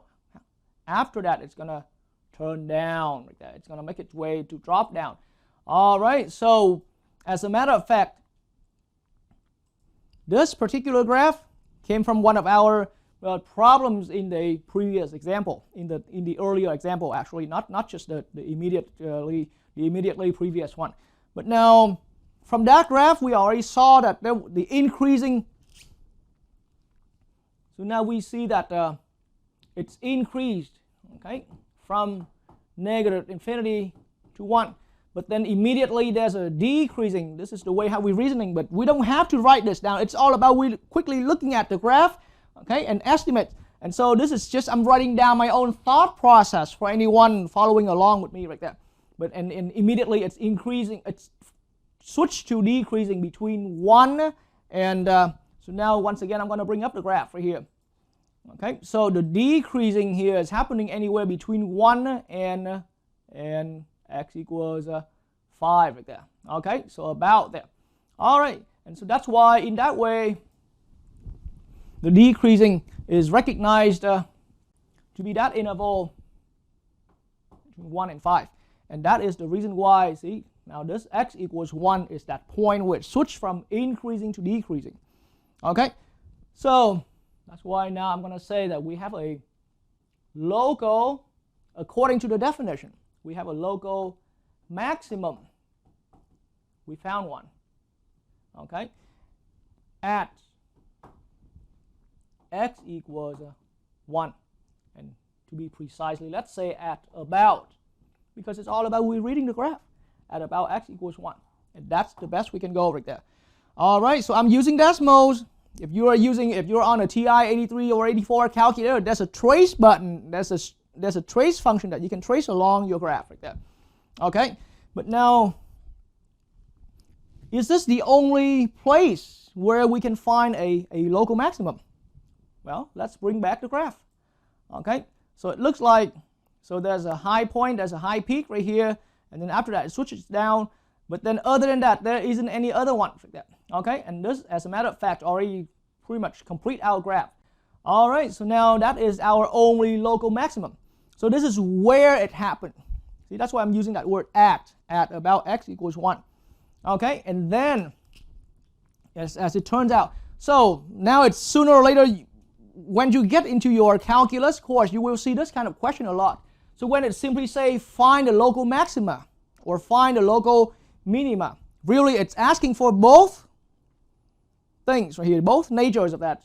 We have only answer 1. It's asking for the local maximum. We have only answer 1, where it was. But now we're still missing how high did it reach. Okay, so if we estimate it about x equals 1, then I'm answering. Okay, so now I'm going to also say local maximum value, right? That equals to f at 1. But see, it's entirely, this is the y value, but it's entirely an estimate. Okay, so now estimating it from the graph. When x equals 1, our function was up here, and so it's about, okay, it's about, all right, so it's about right there. It's 1, I mean, it's at 3 point repeating 3's right there. Okay, so that means here it's at about 3.3333, and if it's, we see decimal only show 3 decimal places, but if it show a lot more decimal places, I would guess that it's a repeating of 3 right here, so it's a 3 and a 1/3. Okay, but in the end it's all about an estimate. So this is how high our local maximum value was, and then where it was right there. Okay, but that's only one question in this entire instruction right here. So now we're going to look for the local minima. All right, so now we're going to find as many as we can. So just like that, let's make our reasoning right here.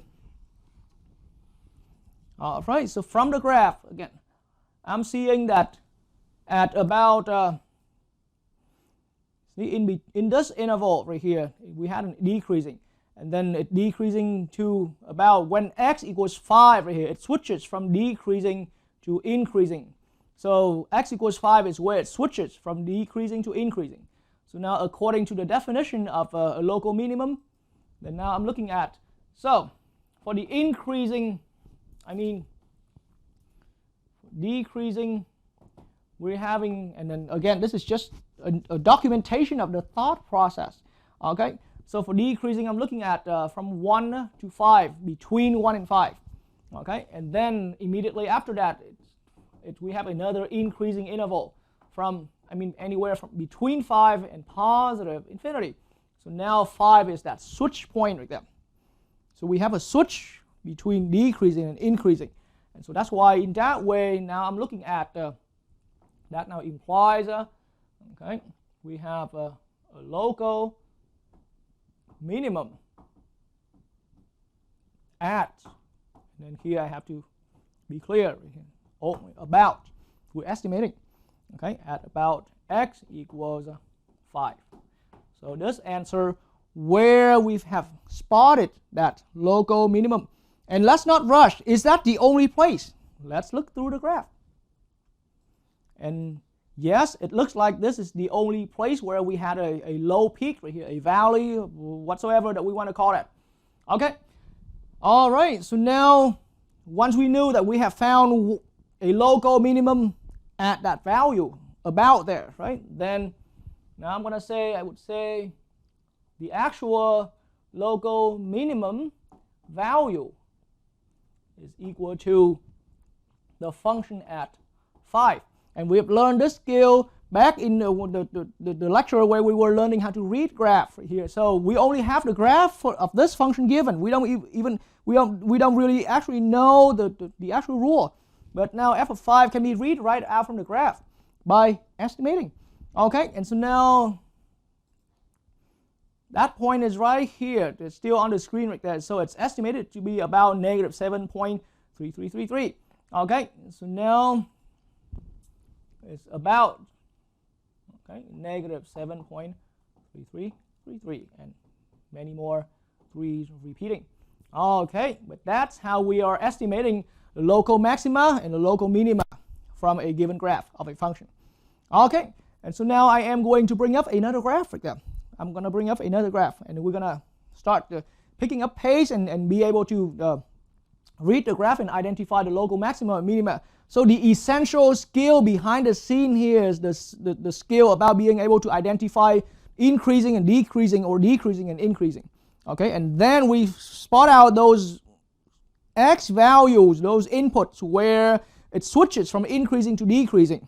That's a maximum. And then wherever it switches from decreasing to increasing, that's a minimum. Okay, all right, so now let's call that part B of the example.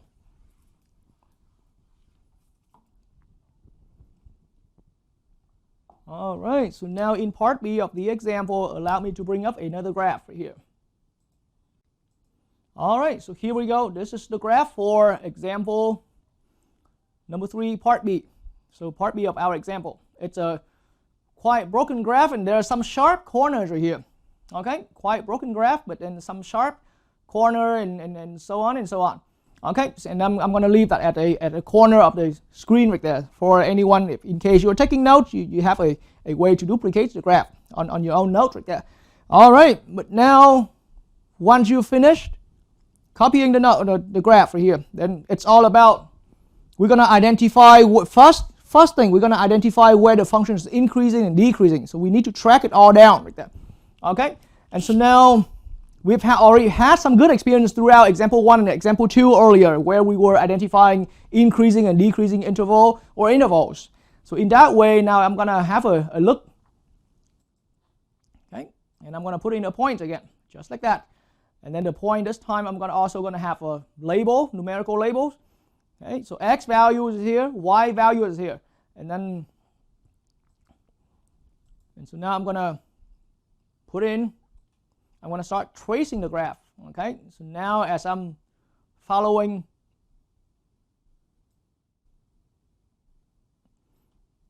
as I'm moving further to the right hand side, from the left to the right, again, as I'm tracing from the left to the right, then now I recognize that my point here on the graph is dropping from high, it's dropping vertically low as I'm going from the left to the right, but it seems like it's about to stop falling. Okay, it stops falling at about 0. Okay, and then, so I have an increasing interval. Let's now write it down. Okay, so observing the graph, this is what I saw. We have an increasing interval between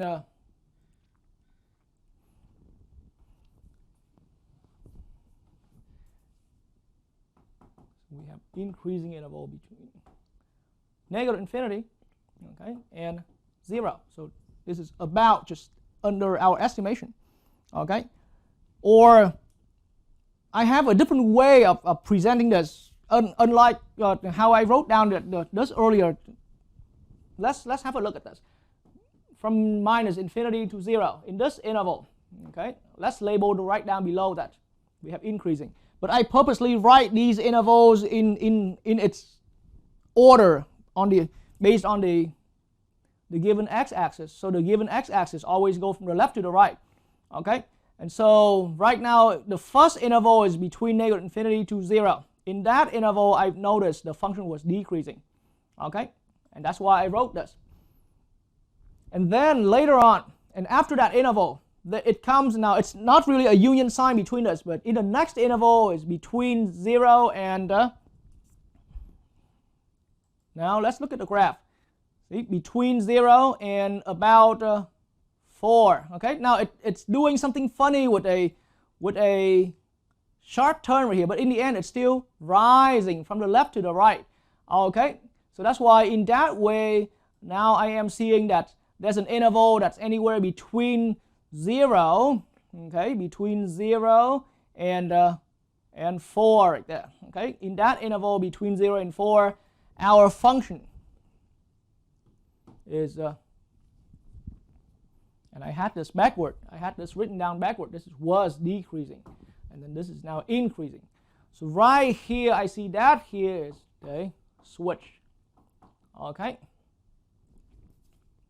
it switches from increasing to decreasing. And again, this is not the formal way of presenting it anyway.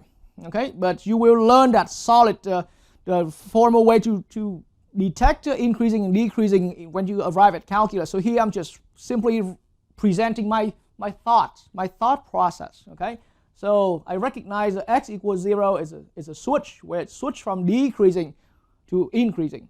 Okay, it's decreasing to increasing. Okay, and then now the next interval over is going to be on the graph. I recognize and let's find out what's happening after x equals 4. Okay, after x equals 4, okay, we have the function is drop in value. Okay, so there's another decreasing interval. Right, after x equals 4. So now from anywhere between 4 and positive infinity. Okay, and I'm not gonna put a union between these. So now that's 4 and that 4. See, in the end it's a switch. We have another switch, but this time it's switched between, and right here it's increasing and now it's decreasing. Okay, so now at this point right here it switches between increasing and decreasing. All right, so now once I have organized all that there, then we're gonna be able to decide. So we have a local, okay, and we have a local maximum at about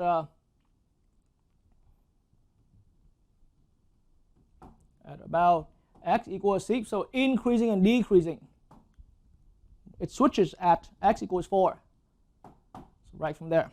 Okay, and then the local maximum value, okay, is approximately, is exactly if we're accepting this value, this estimate right here, then it's going to be f of 4. But f of 4, even f of 4 is calculated as an estimate. So f of 4 is right here, okay, and that height is about, okay, so it's about 4, okay, even though machine is putting that right on the grid, but you see it's only what we're seeing through the eyes. There's nothing guaranteed with that. So now it's going to be about 4, okay.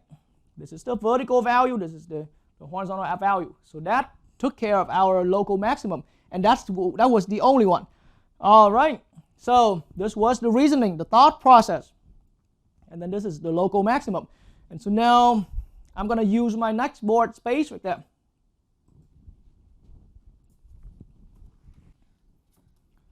All right, and so now from that thought process we have had earlier, so we also have recognized there's a local minimum that happens at about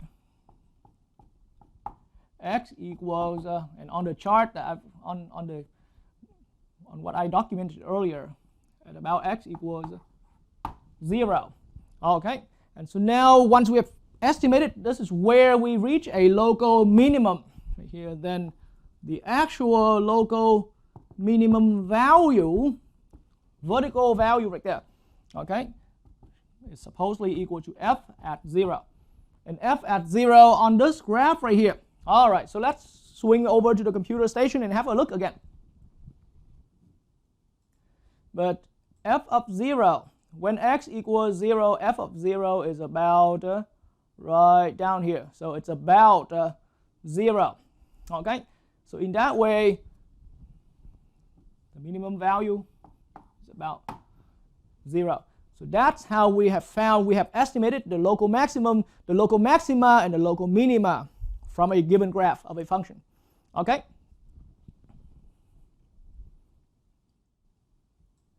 And now let's advance our experience here a little even further, and we're still we're still finding maximum and minimum, local maximum and local minimum. Okay, but so now the plan is to look at some actual function with given rule, with known rules right here. Okay, so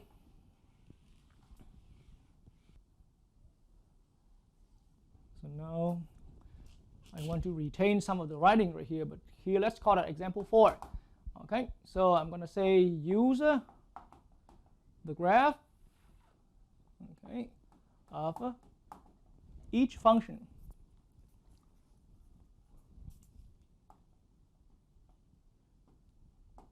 given function, okay, to estimate. So we're still estimating, okay, to estimate the local maxima and the local minima of the function. Okay, and so now question in part A right here. Okay, so let's look at how about f of x here. Okay, equals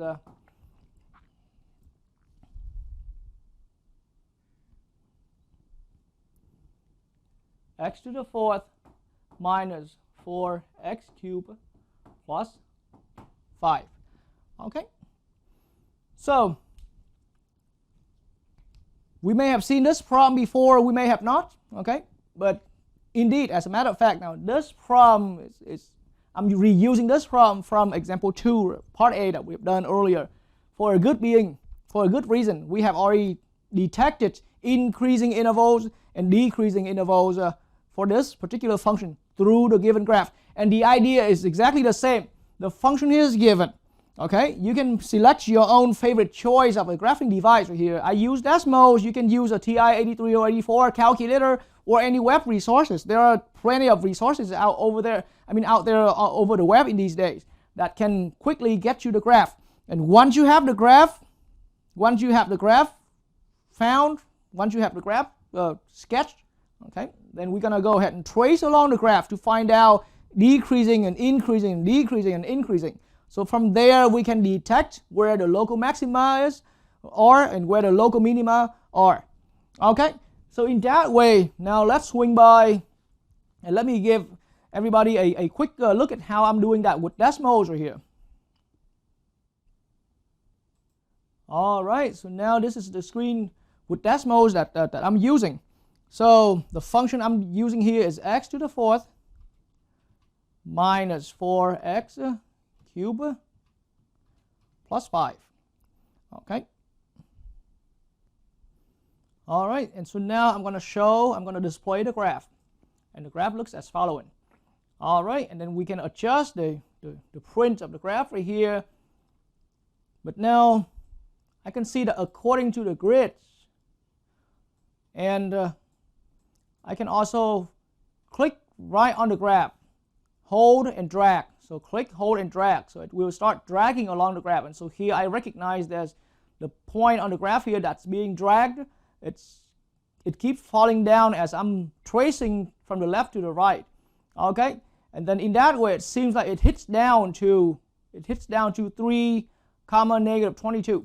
Okay, so it hits down to 3, negative 22. Okay, and it seems like at about there after x equals 3, so there was a decreasing interval, and then after that the function was moving, the function was rising in value. Okay, was rising in value. Okay, so now in that way, now we have our thought that can be clearly planned out right here.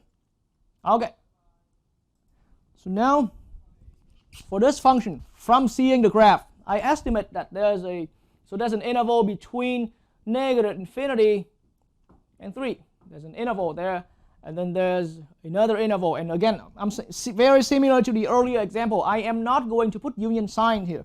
Okay, 3 and positive infinity. So there's 2 separate intervals. But this interval, I noticed there was it was as a label over here. This one here was a decreasing one. Okay, and then this interval here is an increasing one. Okay, so 2 consecutive intervals are showing a decreasing and then an increasing. So that means this one here is that switch. Okay, this one here is that switch right there. And here it's just I'm showing everybody the way how we work through our thought process like that. Okay, and at calculus course you will learn how to formally write down and document all these works right here. Okay, and so now with that idea about so now I found the 3x equals 3 as a switch. Okay, switch at x equals 3. It's about there. Okay, it switched from decreasing to increasing. So now we are ready to make our conclusion. And see, this is the entire line already. There's no other additional intervals that I have not considered. So there are only 2 intervals for this whole graph that switches the increasing and decreasing nature right there. All right, so now I'm ready to make my final conclusion.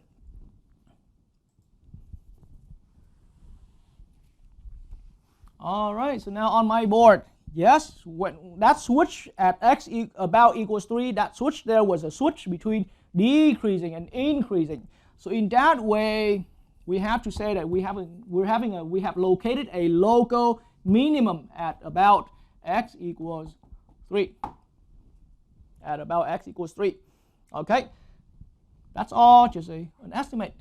And then once we've had that, then yes, local minimum value. This time we're a little better in terms of the calculation value right here, because we actually know the actual rule of the function. This is f of 3. Okay. So once we have accepted, once we agree enough, close enough that it's about x equals 3, then f of 3 is going to give that low point. Okay, that low peak right there. So how low does it reach? We can formally do the calculation as 3, because f of 3 equals 3 to the 4th minus 4 times 3 cubed plus 5. We can proceed with that calculation. Or the graph on the computer also shows negative 22. We can double check with that. Okay? But then yes, this is the local minimum value. Vertically, how low did it hit? All right, but then here it's where we estimated about, this is about where we estimated that it hits to a low peak right there. All right, or it hits down to a local minimum. That's in precise term. All right. And so in part B, let's just simply now look at another function.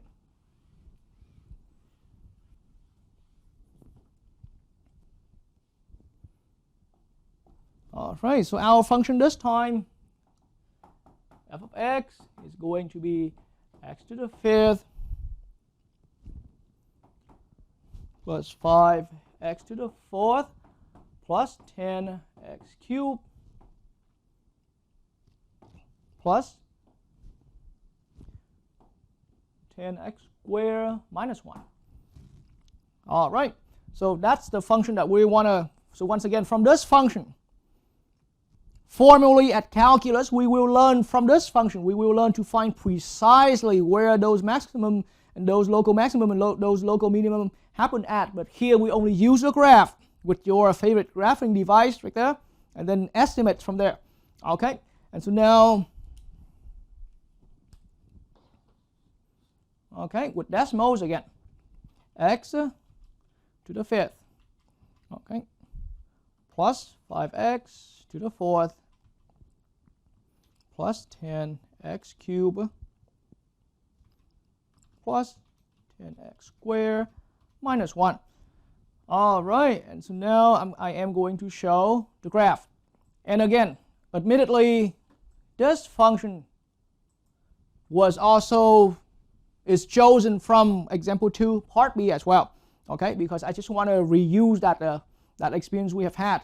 Okay, so from the graph that we have seen, right here, and tracing along right here, then we have an interval anywhere between negative infinity to about negative 2. Okay, that interval there, the function was increasing. And then the next interval over is a decreasing one right here.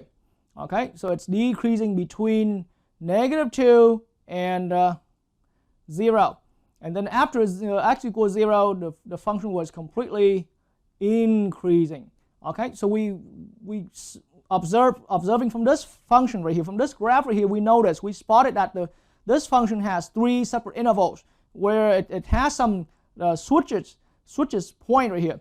Okay, and so now in that way, here's how I'm listing it down and as a thought process again. All right, so from negative infinity, between negative infinity and negative 2, okay, that was listed as increasing. I saw that there through the observation on the graph that was increasing. And then from between minus 2 and 0, okay, that was a decreasing.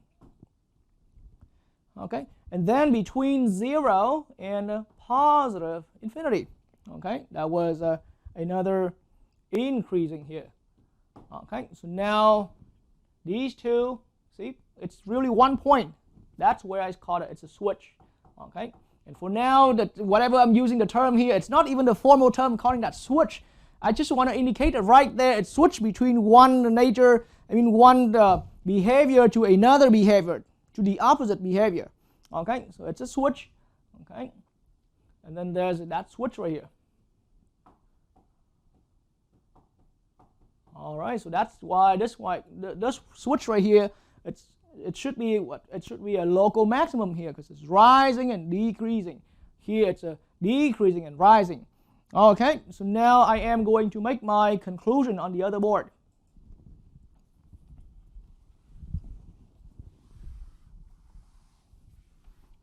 So, from the left to the right, I found a local maximum, okay, at about x equals negative 2.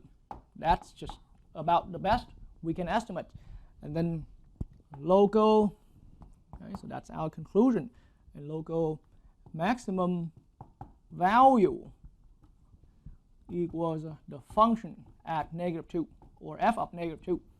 Okay, and the software, and we can also follow with the formal calculation. Now, minus 2 all to the 5th power plus 5 times minus 2 to the 4th plus 10 times minus 2 cubed plus 10 times minus 2 all squared and minus 1. This is how we can obtain that. If we accepted this, if we accepted that estimate, then we can use that estimate right there and substitute that into our function. Because this time right here, through our example 4, we have the function given as an actual rule. We actually know the rule of the function. And so that's what the rule is. And so now we're going to, it come up with positive 7. Okay, and that's how we can do that, or we can just believe in machine. All right, and so now we found a local maximum, and that was the only one. Okay, and now we found another one. So how about local minimum? We also make another conclusion that we have a local minimum at about x equals 0. All right, and then that means the local minimum value, okay, is exactly will be equal to the function value at that switch point right there. Okay, and then that there will be, according to the calculation, simply just negative 1. This is how low it reaches. This is where it reaches to that low. All right, but that's how we perform this kind of problem. All right, so we are almost finished with talking about increasing and decreasing intervals of a function, and along with finding local maxima and local minima. Okay, but now specifically this final details right here I'm delivering to those students who plan to attend higher courses beyond the pre-calculus here and even beyond calculus. Okay, so for those who plan to attend higher courses in mathematics, you would like to know the following details. It is now actually time to give a formal definition of what it means by a function is being increasing on an interval and a function is decreasing interval. Now the reason I put this at the end, because at this point really you already had enough understanding and you have a practical sense enough about how you can detect increasing and decreasing. And some textbook decided to cut out this information I'm about to mention and some textbooks out there are still covering this information. Okay, and even some professor at calculus courses can still teach their students successfully without mentioning this. But for anyone who still plan to advance to a math courses even higher than calculus, then you definitely need to see this definition. Even though at our level right now, I only want you to realize that this is the actual original and the formal definition of what it means by a function is increasing in an interval or decreasing in an interval. Okay, so in that way, allow me to write down the formal definition right here. Okay. And so we've been really studying and we thought we thoroughly understand and have understood the situation and what it means, but now really this is the way how we formally say that the function is increasing or decreasing in an interval. Okay, so now I'm going to say a function, okay, f of x. All right, a function f of x is said to be. All right, and so now number one, I'm going to use a term increasing. So a function f of x is said to be increasing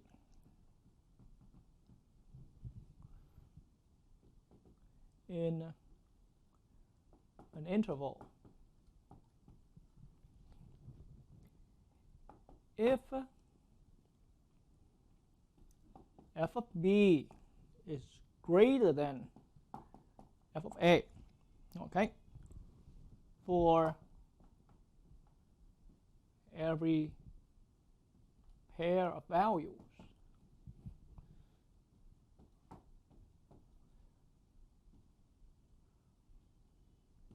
a and b in the interval.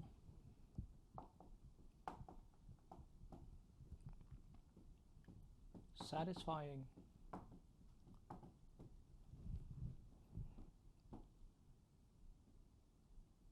b greater than a. All right.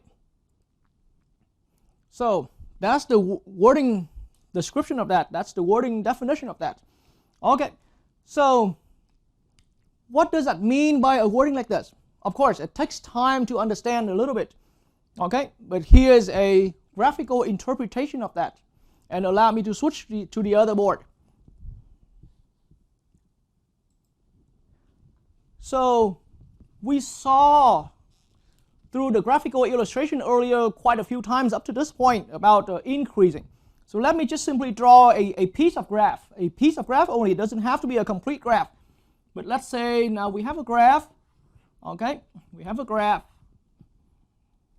Okay, and now we're going to restrict that graph in an interval.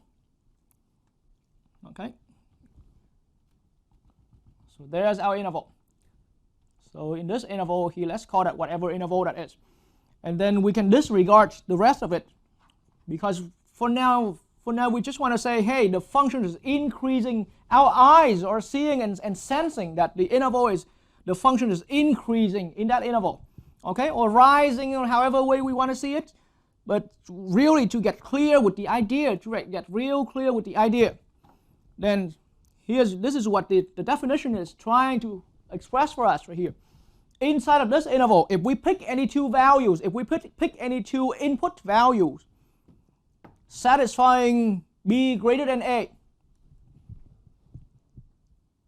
satisfying b greater than a, that means we put in that graphical setting, we put b on the right hand side and a on the left hand side. So we pick any two values a and b in the interval, but b is on the right hand side and a is on the left hand side. Okay, and really it's any two values a and b. So that means a here, b here.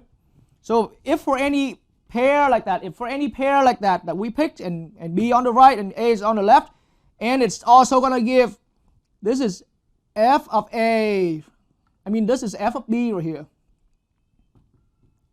F of b, and this is f of a.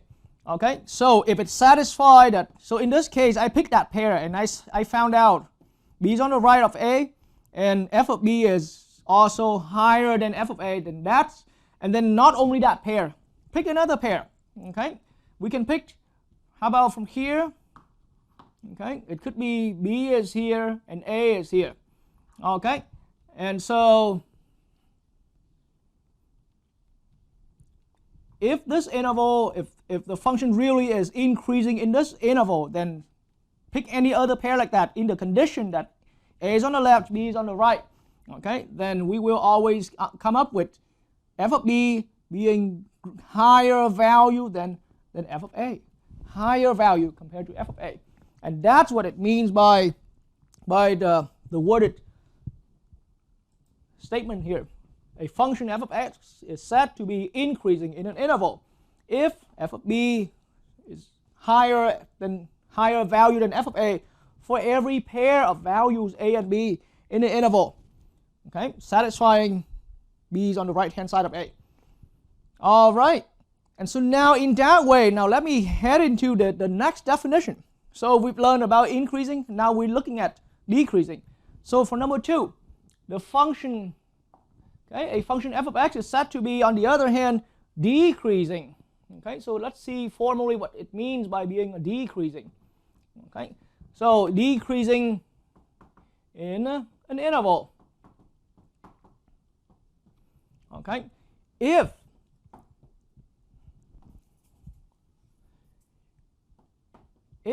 now pay attention to this inequality that I used in the increasing definition earlier. This time, if it's f of b is less than, okay, f of a. All right, and so to be even more the original and the classical mathematical definition right here, it's actually also including including equal signs right here. So greater than or equal or less than or equal. Okay, so decreasing in an interval if f of b is less than or equal to f of a. Okay, and I'm continuing with that definition. For every pair, almost everything remains exactly the same, almost. For every pair of values a and b in the interval,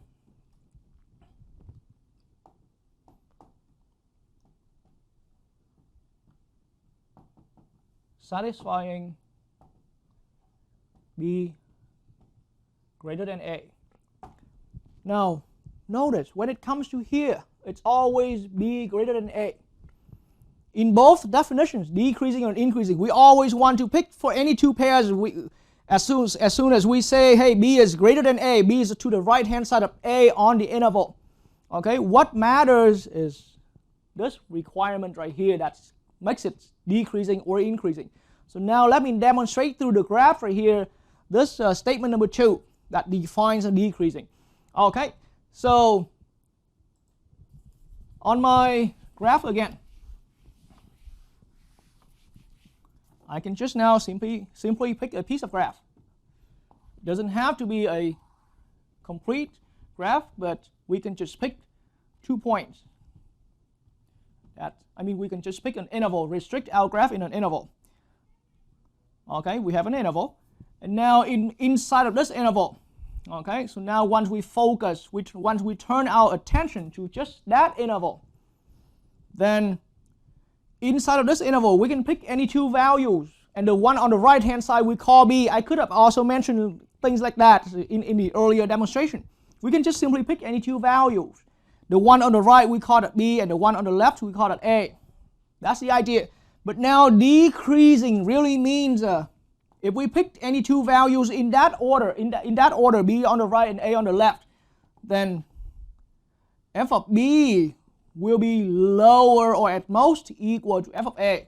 See, f of b is lower than f of a. This is f of b, okay, and this is f of a right here. So here in this case, see, decreasing. Our eyes are seeing the function is falling, it's dropping, but that means f of b is less than or equal f of a. okay, for any two values A and B in the order that B is on the left and A is on the right. That's how it works. And not only this pair, for every pair, how close, how far, but any two values, that's we pick B on the right, A on the left, and f of B will be less than or equal to f of A.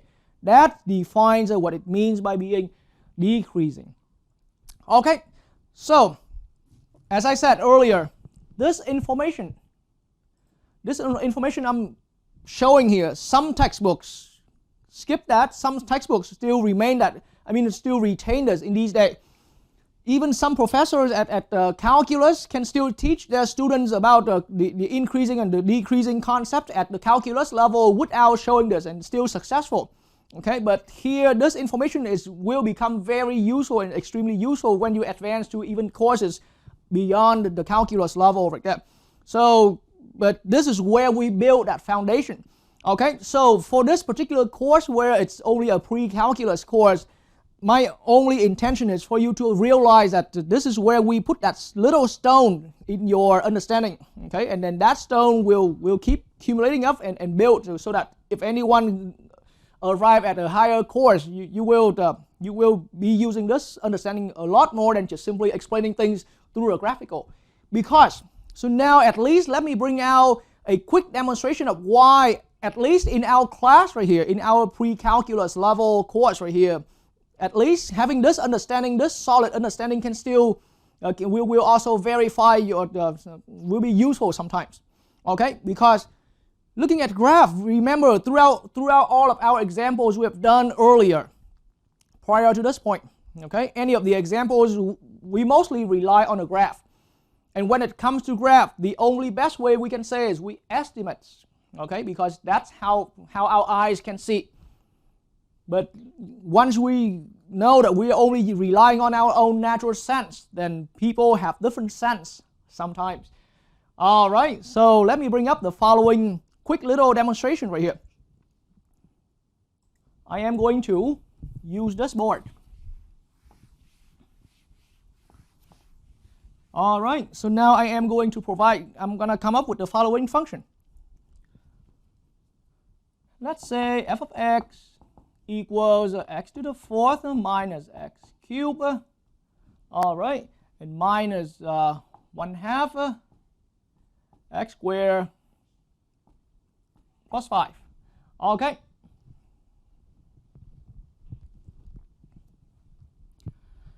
All right, so this function, now in our experience we have done through the earlier examples, we have to use a graphing device, a graphing calculator like a TI-83 or TI-84, or you can stay with decimals here.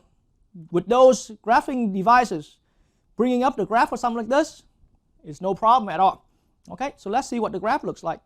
And then once we see the graph, we're going to try to estimate the intervals where it's increasing and the interval where it's decreasing, so that consequently or eventually we're going to identify where it's going to be a local minimum and a local maximum, for example. Okay, but let's find out, let's see what graphs can be, let's see if the graph for a function like this can be useful for us, simply by just looking at the graph and be able to tell. Okay, so, all right, so I am going to show that right here on the computer screen, and I will type it in. Okay, so that anyone can see with decimals right here, this is what happens. X to the fourth minus x cubed minus 1/2 x squared plus 10. Okay, and normally at some far zoom level, okay, now with just a natural eyes right here, it's hard to tell. Okay, it's hard to tell what. So we see that that's decreasing, obviously enough that our eyes can still see clearly. And then it still looks like it's dropping. Okay, and then so it seems like we recognize only one peak down here. Okay, and then after that it's rising. So it seems like there are only two intervals. And then, so if we're not convinced, maybe we blame that it's too far zoom out, we zoom it in further. Has the answer become clear yet? It still didn't get clear. because it still doesn't seem like it's, well, maybe it seems like a flat out, but that just means equal out. It's still in the end dropping. Okay, maybe it flats a little bit, but it's still dropping. So this is where I'm talking about, and especially now when we're on a graphing device that has a lower resolution, for example. So let me demonstrate that through the TI calculator, and this is already a TI-84 plus CE version where it has a pretty nice resolution on the graph. Let me input the function. The function we have here is x to the fourth minus x cube minus 1/2 x squared and plus 5. So that's our function right there. Okay, and then now I'm going to hit graph. Okay, and I will definitely need to bring out a zoom right here. Okay, so I'm going to hit option number 6. Okay, so now with the zooming, it does not tell any better because we can still see, and with something in low resolution like this, it becomes worse to identify. So all I can see through this graph is a dropping. It's dropping. Maybe it looks a little flat right there, but it's dropping. And maybe for someone's eyes, you may sense that there's something else, not just flat out and falling, but for somebody else whose eyesight are weaker, you won't be able to tell much of the story behind the scenes like that. Okay, so that's the reason why now we're getting into, let me get back into the Desmos version right here. And now I am going to bring that in even more extreme zoom. But see, hey, we don't always have the software with nice and extreme zoom feature like this. Okay, but even if I put in like even more extreme zoom, my eyes are still not able to tell too much until we extremely zoom and we start seeing something funny. Okay, we start seeing something funny that, hey, wait a minute, now we need to roll back out a little bit. You see, it seems like, see, at least there's some grid right here. Okay, and when we are unfortunately, sometimes when we run into a program that has no grids, okay, then it's even harder to tell, even if we zoom in quite extreme like this, okay? And so Desmos thankfully has grids, but you see, Desmos is not the only tool. Some people are not comfortable with using Desmos. We can't blame on that. But so now the idea is we recognizing there's some area where it's sink below that line and it rises back up right here, and this is where we need to use the definition, because here from a very extreme far zoom right here, all my eyes can tell me is that there's a decreasing interval all the way from -infinity to wherever that peak point is. Okay. So it seems like there's only one interval for decreasing. And then after that point at the bottom right here, there's another interval, but it shows increasing clearly. But now, with our understanding, remember now, because sometimes just like that, I purposely put you in a situation where it's hard to tell by simply estimating on the graph. Then think about the definition in this case. If we claim that the interval anywhere from -infinity to that point we saw as the bottom peak at the low peak on the graph I showed there, if that entire interval there was really a decreasing interval, then that means for any two values A and B on the right, A on the left, in the interval there, for any 2 points like that, for any 2 inputs like that, right? Then the height of B has to be lower, or at most equal to the height at A. Okay, but is it so? All right, so now on the graph again, in a very extreme zoom, I can see that. So this is the interval I was talking about. If we think that this interval anywhere from -infinity to wherever this is, okay, because it's quite clear right here, if that interval is only decreasing, then what about here? The y value is a 10 point something, okay, and then it dropped low, and then but here, okay, I mean from here it's being a 9.988, and then to another point to the right hand side of that. So or for example here, this is B, this is A right here. Okay, B is to the right hand side of A, but see, obviously B is at higher value than A, which is contradicting with this definition of the decreasing interval, because if we simply looking at the graph at a far zoom and only believe that the interval of decreasing is from negative infinity all the way to that low peak that we saw on the graph, then there we already spotted 2 points that contradicting with this requirement. All right, so that's why, you know, I just want to bring up that quick little example right there to point out that quick little demonstration problem, to point out that there will be times, right, maybe throughout our course here and there, you will be given a function and then we use a graph to estimate, and it becomes worse when the challenge becomes worse when, you know, even having the graph, it's still unclear, it's still not so clear to decide whether it's totally a decreasing interval in a designated interval, or it's totally just increasing only in a designated interval, because the resolution may be not telling the true story. The resolution of the graph from the graphing device is not telling the true story. Then at some point we will need to, you know, remind ourselves, recall for ourselves this formal definition of what it means by being an increasing interval and a decreasing interval, or what it means by having the function increasing on an interval or the function is decreasing on an interval.